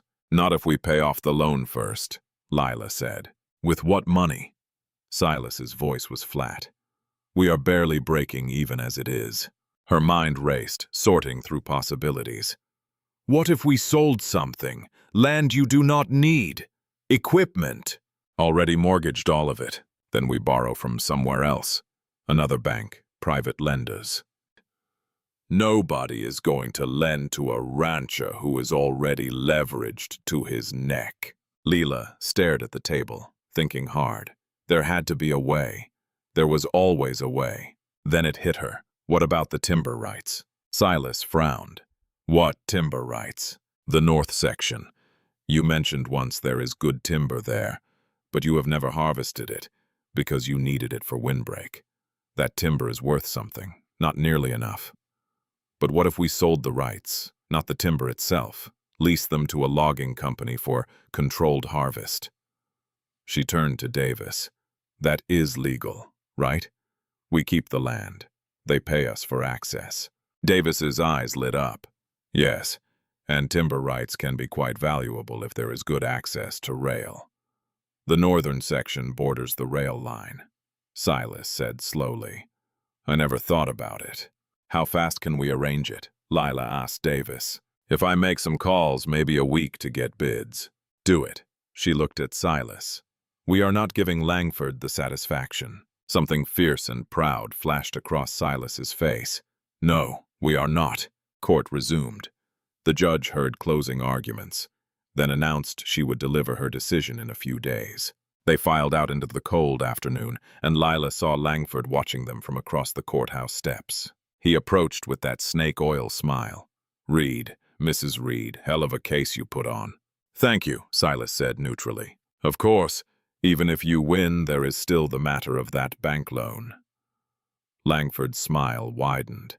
"The due date is coming faster than you think." "We will manage," Lila said before Silas could respond. "Will you?" Langford's eyes moved over her, assessing and dismissing. "You are a clever woman, Mrs. Reed. Cleverer than poor Anna, certainly, but cleverness does not pay bills." "No," Lila agreed. "But it finds solutions. You should remember that." She took Silas's arm and walked away, feeling Langford's eyes on her back. On the train ride home, Silas was quiet. Lila sat beside him, watching snow-covered landscape roll past, thinking through numbers and possibilities. "You did not have to do that," Silas said finally. "Do what?" "Stand up to Langford. That is my fight." "It is our fight." She squeezed his hand. "Get used to it." He was quiet for another moment. Then, the timber rights idea. That was smart. "Let us hope it works, even if it does not." He turned to look at her. "You were magnificent today. Watching you think your way through problems. Refuse to back down. I have never seen anything like it." Heat crept up her neck. "I am just doing what needs doing." "No, you are doing what I should have done years ago. Fighting instead of just enduring." His hand tightened on hers. "You have changed everything, Lila. The ranch, Jamie, me, everything is different now." "Better different or worse different?" "Better. So much better. It scares me." She leaned her head on his shoulder. "Good. We can be scared together."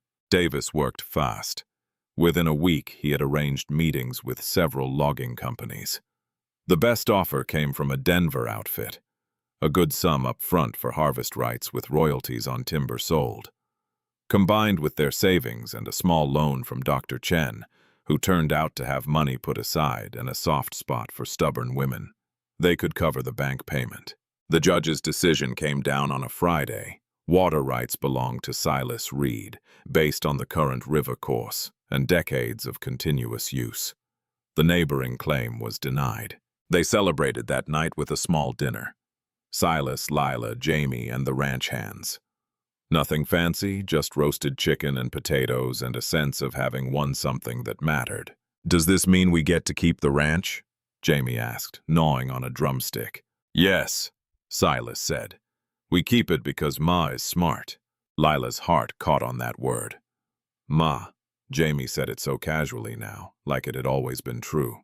"Because we all work together," she managed. After Jamie was in bed, Lila found Silas in the barn checking on the horses. Snow was falling outside, soft and steady. "Cannot sleep?" she asked. "Too much in my head." He turned to face her. "I keep thinking about what you said to Langford, that cleverness finds solutions. So you found solutions I never would have seen. The timber rights, the way you handled the ranch hands, even standing up to those church women." He moved closer. "You are not just surviving here, Lila. You are thriving, and you are making everyone around you better. I am making mistakes too. Helen had to show me 3 times how to preserve meat properly. I burned an entire batch of bread last week. I am not talking about bread." He kept her face in his hands. "I am talking about this. Us. The way you have taken this broken house and made it a home. The way you look at Jamie like he is yours. The way you fight for this place like it matters. It does matter to you, maybe, but why? You could have had an easier life. Married someone in Missouri who would treat you like a lady. Give you a comfortable home." "I do not want comfortable." The words came out fierce. "I want this. The work, the struggle, the challenge. I want to build something that matters. I want—" She stopped, searching for words. "What?" His voice was low, intense. "I want to be more than I was." She met his eyes. "In Missouri, I was nobody. The forgotten daughter. But here, I am needed. Important. I make decisions that affect people's lives, and yes, it is hard and scary, and sometimes I have no idea what I'm doing, but I would rather fail at something meaningful than succeed at being invisible. He kissed her then, hard and desperate and full of everything he could not say.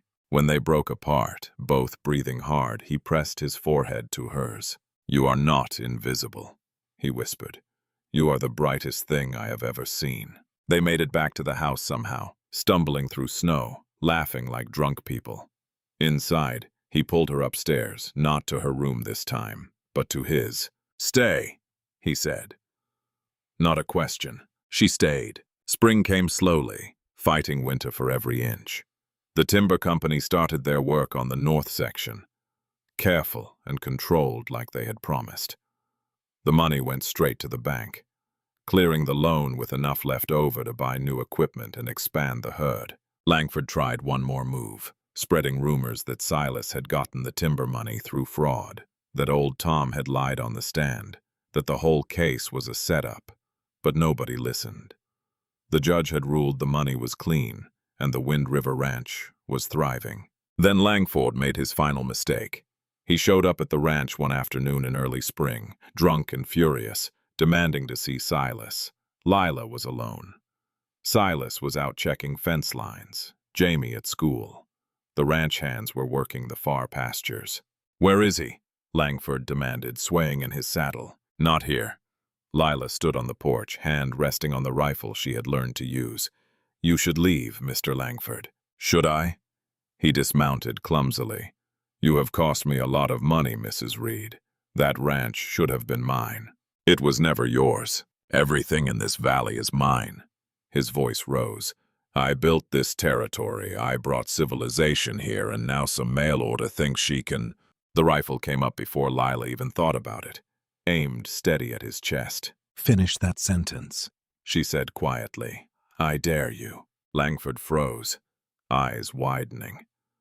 For the first time, she saw fear on his face. "You will not shoot me," he said, but his voice wavered. "Will I not? You are drunk on my property, threatening me. I would be within my rights."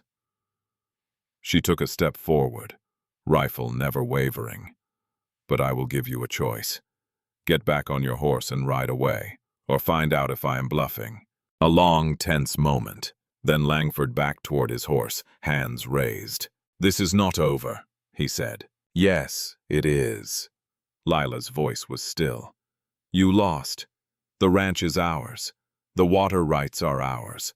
And you have no more moves to make. So here is what is going to happen. You are going to leave, and you are going to stay away from my family, my ranch, and my town. Because if you come back here, if you threaten anyone I care about again, I will not hesitate. Understand?" He mounted his horse, still staring at her. I said, "Do you understand?" "Yes." The word came out strangled. "Good, now get off my land." He rode away at a gallop. Lila stood on the porch, rifle still raised until he disappeared over the hill.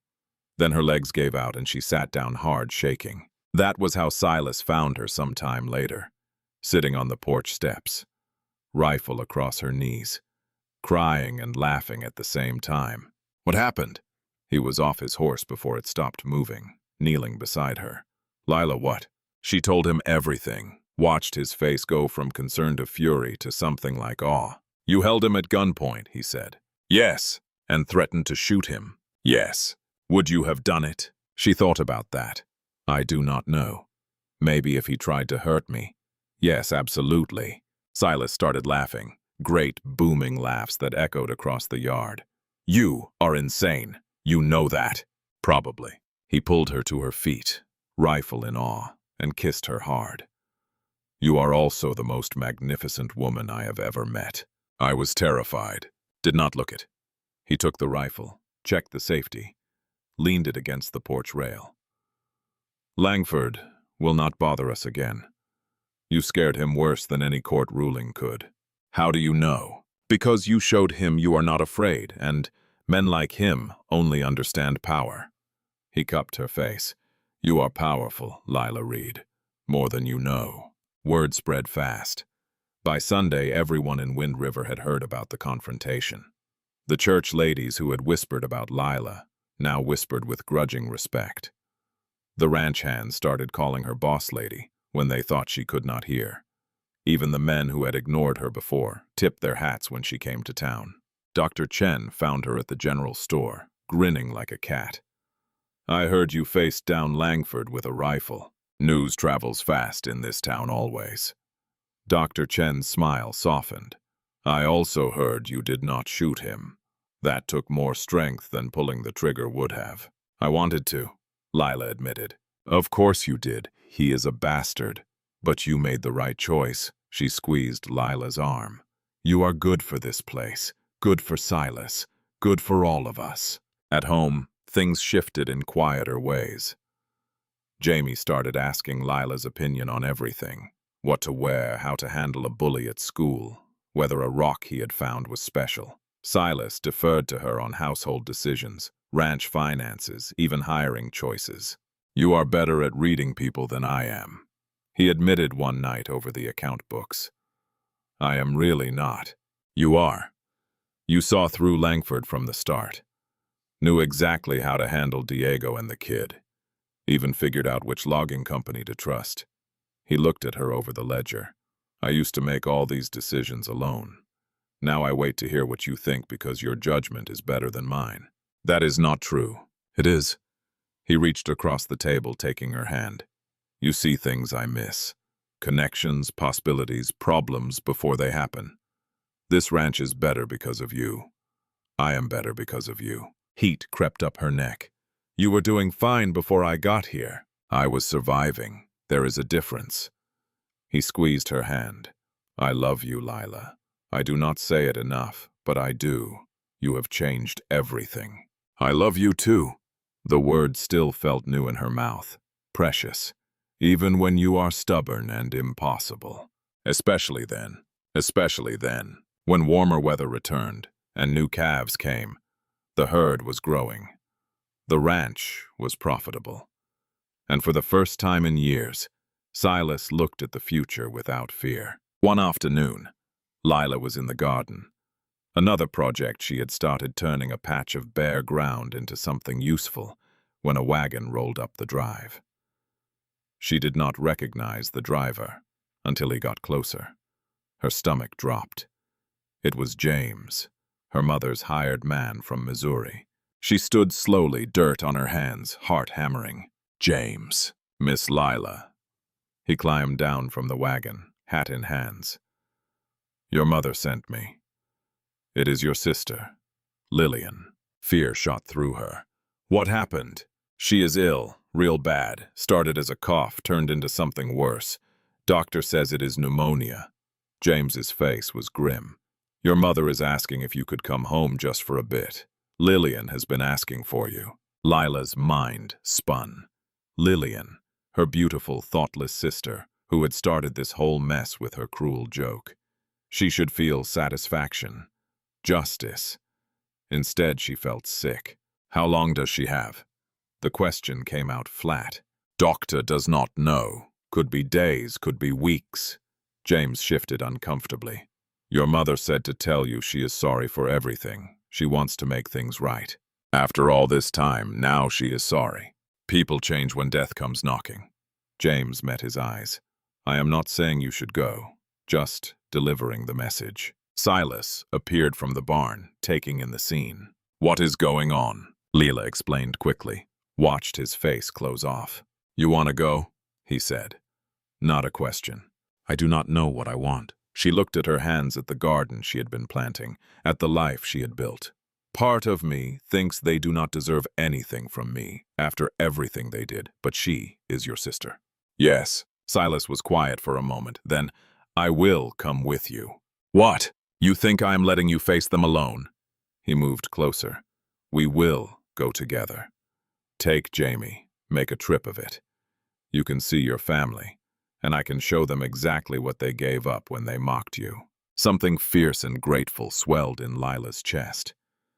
"You would do that?" "You are my wife. Where you go, I go." He turned to James. "When does she need to leave?" "Soon as possible. We will catch the train tomorrow. The journey east felt surreal, retracing the route Lila had taken months ago, but in reverse. Everything looked different now. Smaller, less intimidating. She was different too. Jamie pressed his face to the train window, asking endless questions. Silas sat beside Lila, solid and steady, hand linked with hers. "You nervous?" he asked. "Terrified," she admitted. "Good, me too. Why are you nervous?" "Because I'm about to meet the people who hurt you, and I am trying real hard not to say something that will make it worse." She squeezed his hand. "Just be yourself. That is enough." Missouri was greener than she remembered, softer. The train pulled into the familiar station, and Lila's heart clenched. James met them with the wagon, and they rode toward the farmhouse in silence. It looked exactly the same, but also completely different, like seeing a childhood home through adult eyes. Her mother waited on the porch, older, grayer, smaller somehow. Her eyes widened when she saw Lila climb down from the wagon. Silas beside her, Jamie holding both their hands. "Lila," her mother's voice cracked. "You came. You asked me to." Lila stopped at the bottom of the porch steps, not ready to go closer. "How is she?" "Weak, sleeping most of the time." Her mother's eyes moved over Silas, assessing. "You must be Mr. Reed." "Ma'am."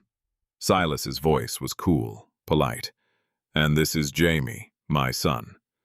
Your grandson, I suppose." Her mother's face crumpled slightly at that. "Will you not come inside, all of you?" The house was smaller than Lila remembered. Darker. She stood in the parlor that had once seemed so fine, and saw the worn furniture, the faded curtains, the genteel poverty her family had been hiding. Eleanor appeared from the kitchen, stopping short when she saw them. "Lila, you came." "Where is Lillian?" "Upstairs, but Lila, you should know she looks bad, real bad." Lila climbed the stairs to the bedroom she had shared with her sisters. Lillian lay in the bed they had once fought over, pale and thin, breathing shallow. Sophie sat beside her, looking exhausted. "Lila," Sophie whispered. "Thank heaven." Lillian's eyes opened. It took her a moment to focus. "Lila, I am here." Lila moved to the bedside, taking her sister's hand. It felt like bird bones, fragile and light. "I am sorry." Lillian's voice was barely audible. "For everything, the advertisement, the jokes, the way we treated you. I am so sorry." "Hush, save your strength." "No, I need to say it." Lillian's grip tightened. "You were right to leave, right to choose your own life. I was jealous. I think jealous that you had the courage to go." Tears burned Lila's eyes. "You can still go, get better and go wherever you want." "Maybe." But they both heard the lie. Lila stayed by Lillian's side for 2 days, reading to her, holding her hand, talking about Wyoming and the ranch and this life she had built. Her mother and sisters hovered, shocked into silence by the transformation, not in Lila's appearance, which was still plain, but in her bearing. She carried herself differently now, spoke with authority, commanded space. On the 3rd day, Silas found Lila in the garden. "Your mother wants to talk to you," he said. They gathered in the parlor, Lila, her mother, Eleanor, and Sophie. Lillian was sleeping upstairs, Jamie with Silas in the yard. "I owe you an apology," her mother began. "A real one, for treating you like you did not matter, like you were less than your sisters." "You did treat me that way," Lila said quietly. "I know." Her mother's hands twisted in her lap. "And I was wrong. You were never less. I just did not see your strength, because it was not the kind I understood." Eleanor spoke up, surprising everyone. "You were always the smartest of us, the most capable. We mocked you because it was easier than admitting we were jealous." "Jealous?" Lila laughed, but without humor. "Of what? Of how little you needed anyone else, how you could just decide to leave and actually do it." Sophie's voice was soft. "We are all still here doing exactly what we have always done. You are the only one who changed anything." Lila looked at her sisters, these beautiful women, who had once seemed like everything she could never be, and saw them clearly for the first time. They were not happy. They had never been happy. They had just been better at pretending. "I do not need your apologies," she said finally, "but I will accept them anyway, because holding on to anger takes too much energy." Her mother stood, crossed to Lila, and pulled her into a fierce hug. "I am proud of you. I should have said it years ago, but I am saying it now. I am so proud of who you have become." Leela let herself be held, feeling something old and painful finally release. Lillian passed a short time later, peacefully with her family around her. They buried her in the family plot, and Lila stood at the graveside, thinking about cruelty and forgiveness, and how complicated love could be. At the train station, saying goodbye, her mother pressed a small bag into Lila's hands. "What is this?" "The pearl earrings, the ones I would not give you before." Her mother's eyes were wet. "They are yours now. They were always meant to be yours." Lila looked at the pearls, beautiful, useless things she had once wanted so badly. Now, they just seemed sad. "Keep them," she said gently. "Give them to Eleanor or Sophie.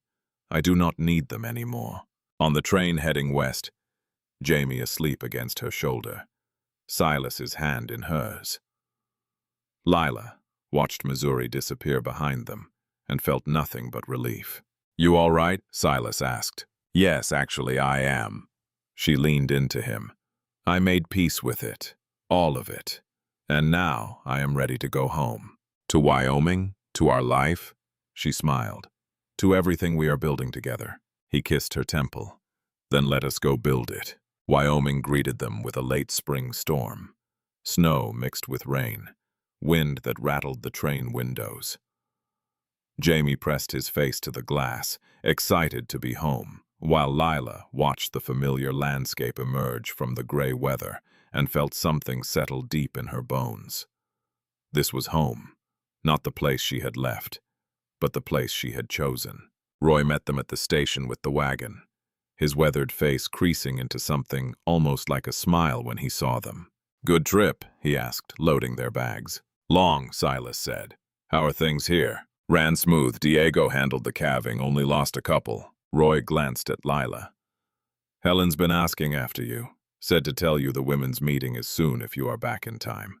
Lila blinked. "The women's meeting?" "Church ladies, they want you on the planning committee for the summer social." Roy's expression was carefully neutral. "Helen said to tell you it is not a request." A year ago, those same women had whispered about her behind their hands. Now they wanted her on committees. The irony was not lost on Lila. The ranch looked different as they crested the final hill. The new barn stood where the old one had burned, bigger, better built. The house had fresh paint. Even the fence lines looked straighter, more permanent. "We made some improvements while you were gone," Silas said, watching her face. "Hope you do not mind." "Why would I mind? It is your home, too. Should have asked first." She looked at him. This man who still thought he needed permission to improve his own property. "Silas, this ranch is as much yours as it is mine. You do not need to ask." "Old habits." He helped her down from the wagon. "Anna used to get angry when I changed things without consulting her." "I am not Anna." "No." He pulled her close right there in front of Roy and Jamie and anyone who might be watching. "You are not. Thank the stars for that." That night after Jamie was asleep, and they lay tangled together in Silas's bed. Their bed now. No more pretending otherwise. He traced patterns on her shoulder. "What are you thinking about?" she asked. "How close I came to losing this. You. All of it." His voice was quiet in the darkness. "If Langford had succeeded, if we had lost the water rights case or could not pay the bank. But we did not. We won because of you." His arm tightened around her. "I keep trying to figure out how to say this right, how to tell you what you have done for me, for Jamie, for this whole place. You do not have to." "Yes, I do." He shifted to look at her, propping himself on one elbow. "Before you came, I was just existing, going through motions. The ranch was work. Jamie was duty, and every day felt like punishment for failing Anna. "Silas! Let me finish." His hand cupped her face. "You showed me how to live again, how to fight for something instead of just enduring it. You turned this house into a home, made my son happy, saved the ranch with ideas I never would have thought of. You took everything broken and made it whole." Tears burned her eyes. "I did not do it alone. No, but you started it. You had the courage to walk away from everything familiar and build something new. That takes strength I did not know existed." She kissed him, tasting salt from her own tears, feeling his heartbeat steady against her chest. When they broke apart, she whispered, "We saved each other. That is the truth." "Then I am the luckiest man alive." Summer came hard and fast, the way it did in Wyoming. Fierce sun following fierce storms. Everything growing in bursts. Lila's garden flourished, providing vegetables for the house and enough extra to sell in town. She had started keeping chickens, too, much to Jamie's delight, and the boy spent hours talking to them, like they were people. "Ma says chickens are good listeners," he told Diego one afternoon, completely serious. Diego caught Lila's eye and grinned. "Your ma is a smart woman." The ranch hands had stopped treating her like an outsider months ago. Now they came to her with problems, requests for time off, complaints about equipment, even personal troubles. She had become the heart of the operation without quite realizing it. The person everyone turned to when things needed fixing. One afternoon, Dr. Chen showed up unannounced, riding in on her sturdy mare. "I need your help," she said without preamble. "With what?" "Teaching. The school teacher is leaving, pregnant, heading back east to her family. We need someone to take over until we can hire a replacement." Dr. Chen dismounted, tying her horse to the rail. "I suggested you." Leela stared. "I am not a teacher. You can read and write better than half the territory. You have got patience, intelligence, and you do not take nonsense from anyone." Dr. Chen smiled. "Plus, Jamie would love having his mother as teacher." "I do not know anything about teaching." "Neither did Mrs. Langford when she started, and she managed for years." Dr. Chen's expression turned serious. "Lila, this town needs you. These children need someone who will actually care whether they learn. Will you at least think about it?" Lila thought about it that night, lying next to Silas, staring at the ceiling. "You should do it," he said. "You do not think it is too much, managing the house, helping with the ranch, and teaching. I think you could run this entire territory if someone gave you the chance." He rolled to face her.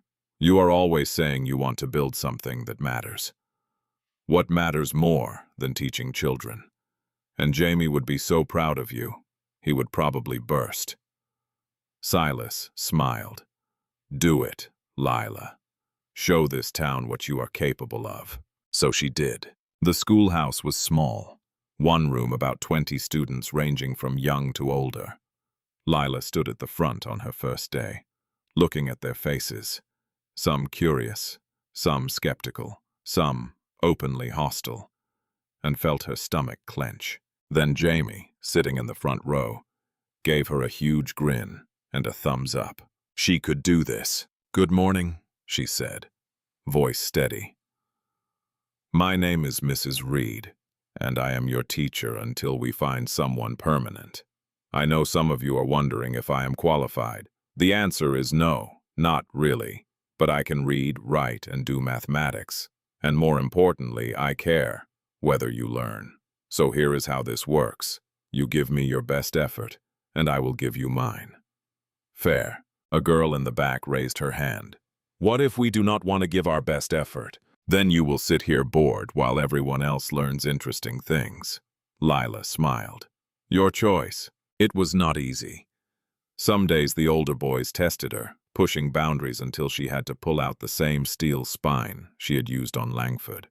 Other days the younger children struggled with concepts she thought were simple, and she had to find new ways to explain. But she loved it. Loved watching understanding dawn on a child's face. Loved the way Jamie beamed every time she praised his work. loved feeling useful in a way that went beyond cooking and cleaning. One afternoon she was helping a struggling student with arithmetic when Mrs. Langford, the former queen bee of the church ladies, appeared in the doorway. "Mrs. Reed, may I have a word?" Leela's stomach tightened, but she dismissed the students for recess and turned to face the woman who had once mocked her. "How can I help you, Mrs. Langford?" "I wanted to apologize." The words came out stiff, clearly difficult, "for how I treated you when you first arrived. It was unkind." "Yes, it was." Mrs. Langford blinked, clearly expecting polite deflection. Yes. Well, I am sorry." "Why now?" Lila asked. "Why apologize after all this time?"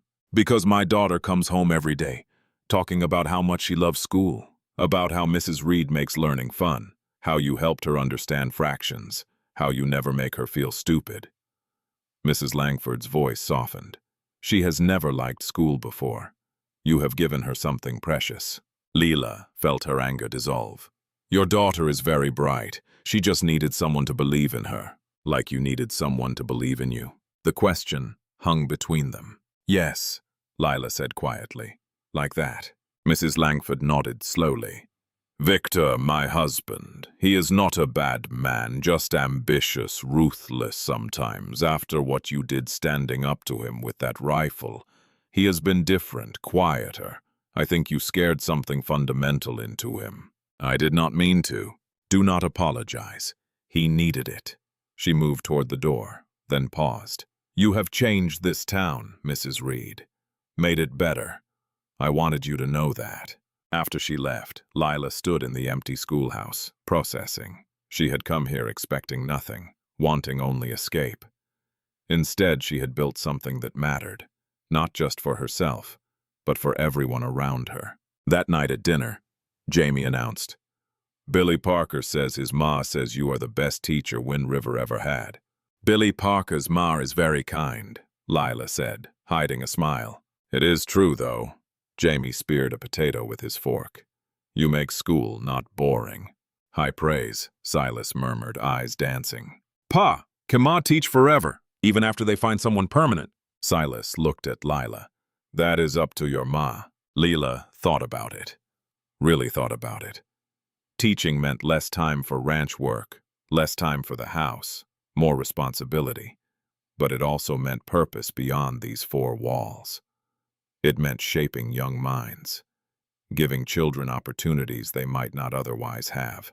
"I would like to keep teaching," she said. "If the town will have me, they will have you," Silas said with certainty. They would be fools not to. As the summer social approached, the event Lila had been drafted onto the planning committee for. It was held in the church hall, with food and music and dancing that lasted into the night. Lila wore a new dress, nothing fancy but well made, courtesy of fabric Dr. Chen had helped her choose. She stood on the edge of the crowd, watching couples dance when Silas appeared at her elbow. "Dance with me," he said. "I do not know how. Neither do I. We will figure it out." He pulled her onto the floor, and they moved clumsily through some approximation of a waltz, both laughing at their own incompetence. Around them, Lila saw the townspeople watching, but not with mockery this time, with affection, approval. She had become one of them. "Happy?" Silas asked, pulling her closer than was probably proper. "Terrifyingly so." She looked up at him. "Sometimes I wake up afraid this is all a dream, that I will be back in Missouri, still invisible, still nobody." "You were never nobody." His voice was fierce. "They were just too blind to see what was right in front of them. Maybe. Or maybe I needed to leave to become someone worth seeing." He stopped dancing right there in the middle of the floor and kissed her long and deep and completely inappropriate for a church social. When he pulled back, half the room was staring. Lila felt her face burn. "Silas, everyone is watching." "Good. Let them watch." He kept his arms around her. "Let them see how much I love my wife. How proud I am of everything she has accomplished, how she took a broken man and a failing ranch and turned both into something worth having. I did not do it alone." "No, but you started it. You had the courage." He touched her face. You are the bravest person I know, Lila." Around them, someone started clapping. Then another person and another, until the whole room erupted in applause. Lila stood there overwhelmed as the entire town of Wind River celebrated her. Later, sitting outside in the cool night air, Helen joined her on the church steps. "Quite a moment in there," Helen said. "I do not know what to do with all this," Lila admitted. "The respect, the admiration. Months ago, these same people whispered about me. Months ago, you were a stranger. Now, you are one of us." Helen looked at her. "You know what changed. You stopped waiting for permission to matter. You just started mattering. Is it really that simple?" "Sometimes." Helen stood, brushing off her skirt. "Most people spend their whole lives waiting for someone to tell them they are enough. You decided you were enough and acted like it. That is power, Lila. Real power." When fall came with the first frost, painting the mountains gold and red, the ranch had its best year on record. Cattle thriving, timber royalties rolling in, debts paid down to almost nothing. Silas started talking about expansion, buying adjoining land, building a bigger house. "We could have a real parlor," he said one night, sketching plans on scrap paper. "And a proper study for you. Guest rooms for when your family visits." "My family is not visiting," Lila said mildly. "They might." Elena sent another letter. It was true. Her younger sister had been writing regularly since Lillian's passing. Tentative letters asking about Wyoming, about ranch life, about whether Lila thought Eleanor could make it out west. "What should I tell her?" Lila asked. "Tell her the truth. That it is hard and beautiful and unforgiving. That you have to be stronger than you think you are. That it will test everything you thought you knew about yourself." Silas looked up from his drawings. "But also, tell her it is worth it." Lila wrote back that night, choosing her words carefully. She did not sugarcoat anything. Told Eleanor about the brutal winters, the endless work, the isolation, but she also told her about the freedom, the possibility, we'll say, the way Wyoming let you become whoever you were brave enough to be. She ended the letter with, "If you come, come for yourself. Not to escape, not to chase romance, but to build something real. That is the only way it works." Winter returned as it always did. But this time Lila was ready. The house was warm and weatherproof. The storeroom stocked, the cattle secured in near pastures. When the first big storm hit, they barely noticed, just hunkered down together, playing cards and reading books and being family. Jamie celebrated another birthday on a cold day. They celebrated with cake and presents, and when Lila gave him the books she had ordered from the city, his face lit up like sunrise. "For me, all of them, all of them. I thought my son should have his own library." The words slipped out naturally. "My son." Silas caught her eye across the table, and the look on his face made her throat tight. That night, after Jamie was asleep, Silas found her in the kitchen. "He started calling you Ma full-time now," he said. "Even when you are not around yesterday, he told Diego, 'My Ma,' like it is the most natural thing in the world. Does that bother you?" "Bother me?" He pulled her close. "Lila, it is one of the best things that has ever happened. Watching him have a mother again. Seeing how much he loves you." His voice cracked. "You have given him something I could not." "You gave him everything. I just added to it." "You gave him a family." He kissed her forehead. "You gave us both a family." They stood there in the warm kitchen holding each other, and Lila thought about how far she had come. From invisible daughter to ranch wife to teacher to mother. Each role building on the last, each one revealing strength she had not known she possessed. When spring came again, completing a full cycle of seasons, the ranch hands prepared for calving. The school year continued, and life moved in the rhythms Lila had learned to anticipate. One morning she woke feeling nauseated. It passed quickly but returned the next day. And the next. Dr. Chen confirmed it a week later, eyes twinkling. "You are pregnant early on, I would say." Lila sat in stunned silence. "Is this good news?" Dr. Chen asked gently. Yes, I think so. I just... She laughed shakily. I did not think it would happen. Why not? You are healthy, young enough, clearly not having trouble in the bedroom. Dr. Chen grinned at Lila's blush. This is good news. Silas will be over the moon. But telling Silas turned out to be harder than expected. She waited for the right moment, then could not find it. Finally, one evening when Jamie was at a friend's house, she just blurted it out. I am pregnant. Silas froze, coffee cup halfway to his mouth. What? Pregnant? Dr. Chen confirmed it early on. The cup clattered onto the table. For a long moment, Silas just stared at her. Then his face crumpled, and he started crying. Great, gasping sobs that shook his whole body. Lila rushed to him, terrified. Silas, what is wrong? If you do not want... Do not want? He grabbed her hands, tears streaming down his face. Lila, this is... I thought I would never have this again. Another child, a family after Anna. He could not finish. Hey. She knelt in front of him, wiping his tears. We are going to be fine. All of us. You cannot know that. No, but I can choose to believe it. She pressed his hand to her still flat stomach. This baby is wanted and loved. That is a good start. He kissed her then, tasting of salt and coffee and hope. I am terrified. Me too, but we are terrified together. Jamie took the news with characteristic enthusiasm, immediately planning everything the baby would need and announcing to everyone in town that he was going to be a big brother. The pregnancy was normal, uncomfortable at times, exhausting often, but Dr. Chen said everything looked healthy.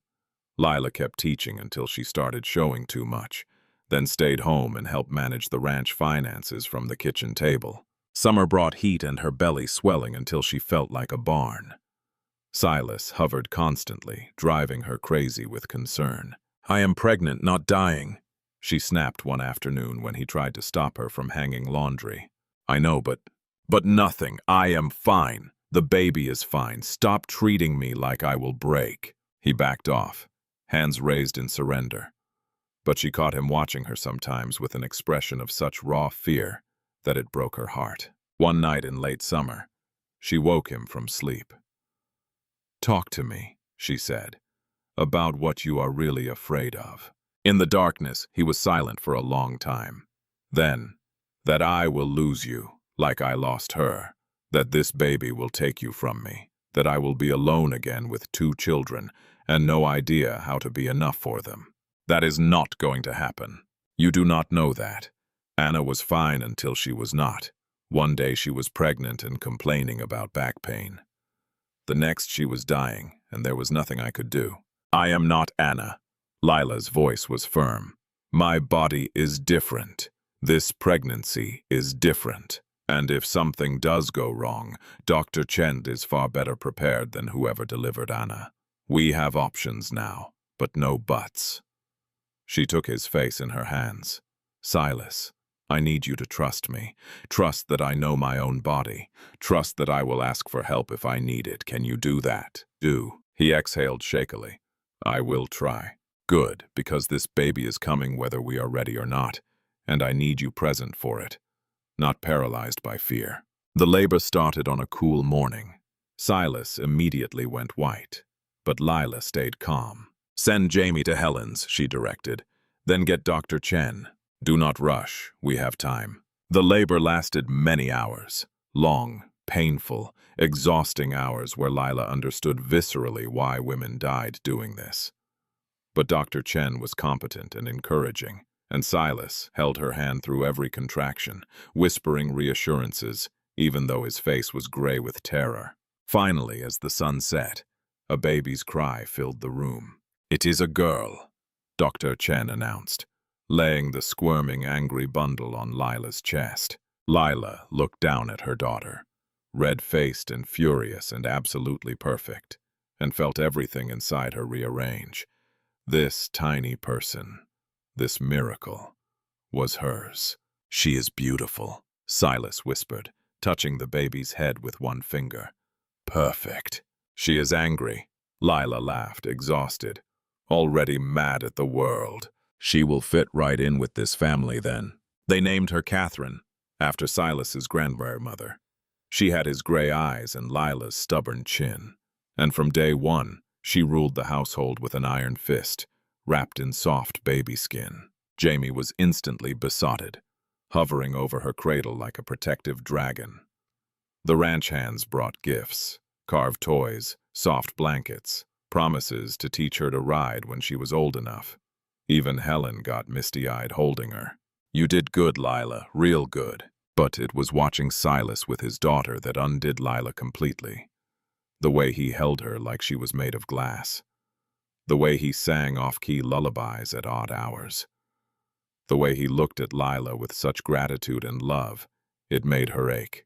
"Thank you," he said one night, watching Catherine sleep in her cradle. "For what? For this. For her. For giving me a second chance at everything I thought I had lost." He pulled Lila close. For being brave enough to say yes to a stranger's letter, and stubborn enough to stay when it got hard. For turning my life into something worth living. "We turned it into something worth living," she corrected. "Together." Winter that year was mild. Or maybe it just felt that way, because Lila was too busy to notice. Catherine grew fast, smiling early, reaching for things with chubby hands. Jamie started helping with evening feeding, proud of his big brother duties. The ranch continued thriving. The school welcomed Lila back when she was ready, and life settled into something that felt like contentment. One afternoon in early spring, just over 2 years since she had stepped off that train, Lila stood on the porch watching Silas and Jamie work with a new colt. Catherine dozed in her arms, the picture of peace around her. The ranch bustled with familiar noise, the ranch hands calling to each other, cattle lowing in the distance, the wind rushing through the pines. This was her life, the one she had built from nothing, from a cruel joke and a desperate gamble. Dr. Chen rode up, dismounting with practiced ease. "Just checking on Catherine, making sure she is thriving. See for yourself." Lila handed over the baby, who immediately grabbed Dr. Chen's finger. "Strong grip. She is going to be tough." Dr. Chen smiled, like her mother. "I'm not tough, I'm just—" "Do not." Dr. Chen's voice was gentle but firm. "Do not diminish what you have accomplished. You came here with nothing. No support, no guarantee it would work, no safety net, and you built all this." She gestured at the ranch, the family, everything. That takes courage most people do not have. Lila looked at the life surrounding her, messy and imperfect and absolutely real, and felt something settle deep in her chest. She had not changed who she was. She had just stopped apologizing for it. That night, after the children were asleep and the house was quiet, Silas found her in the parlor. The real parlor now, the one they had built, with proper furniture and curtains and books lining the walls. "What are you thinking about?" he asked, settling beside her. "How different everything is from what I expected." She leaned into him. "When I got on that train, I thought I was escaping, running away from being nobody. And now I know I was never nobody. I was just in the wrong place, surrounded by people who could not see me." She looked at him. "You saw me, Silas, from the very first letter. You saw something worth having. I saw someone strong enough to survive anything. I just did not know how strong until you got here and proved it every single day." They sat in comfortable silence, listening to the house settle around them. Outside, Wyoming wind whispered through the trees, carrying the scent of pine and possibility. "Do you ever regret it?" Lila asked, answering that advertisement, taking a chance on a woman you had never met. "Every day," Silas said seriously. Her heart stopped. "What?" "I regret not finding you sooner." He smiled, pulling her closer. "I regret all those years I spent thinking I was fine alone. I regret that you had to waste years with people who did not appreciate you. But answering that letter, marrying you, best decision I ever made." Lila kissed him slow and deep, tasting home and future and everything she had never dared to hope for. "I love you," she whispered. My impossible, stubborn, wonderful man. I love you too. He rested his forehead against hers. My fierce, brilliant, unstoppable wife. Years would pass. Catherine would grow up riding horses and reading books and refusing to let anyone tell her what she could not do. Jamie would take over ranch operations, proving himself every bit his father's son. The Wind River Ranch would expand, becoming one of the most successful operations in the territory, and Lila would teach generations of children, shaping minds and hearts and futures. People would tell her story.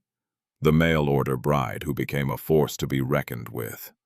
The plain daughter who proved worth was not measured in beauty. The woman who took a cruel joke and turned it into a legacy. But sitting there in her parlor, held by the man she loved, listening to her children breathe in their beds upstairs, Lila knew the real truth. She had not become someone new. She had just finally become herself. And that was worth everything. The woman no one wanted became the woman everyone needed.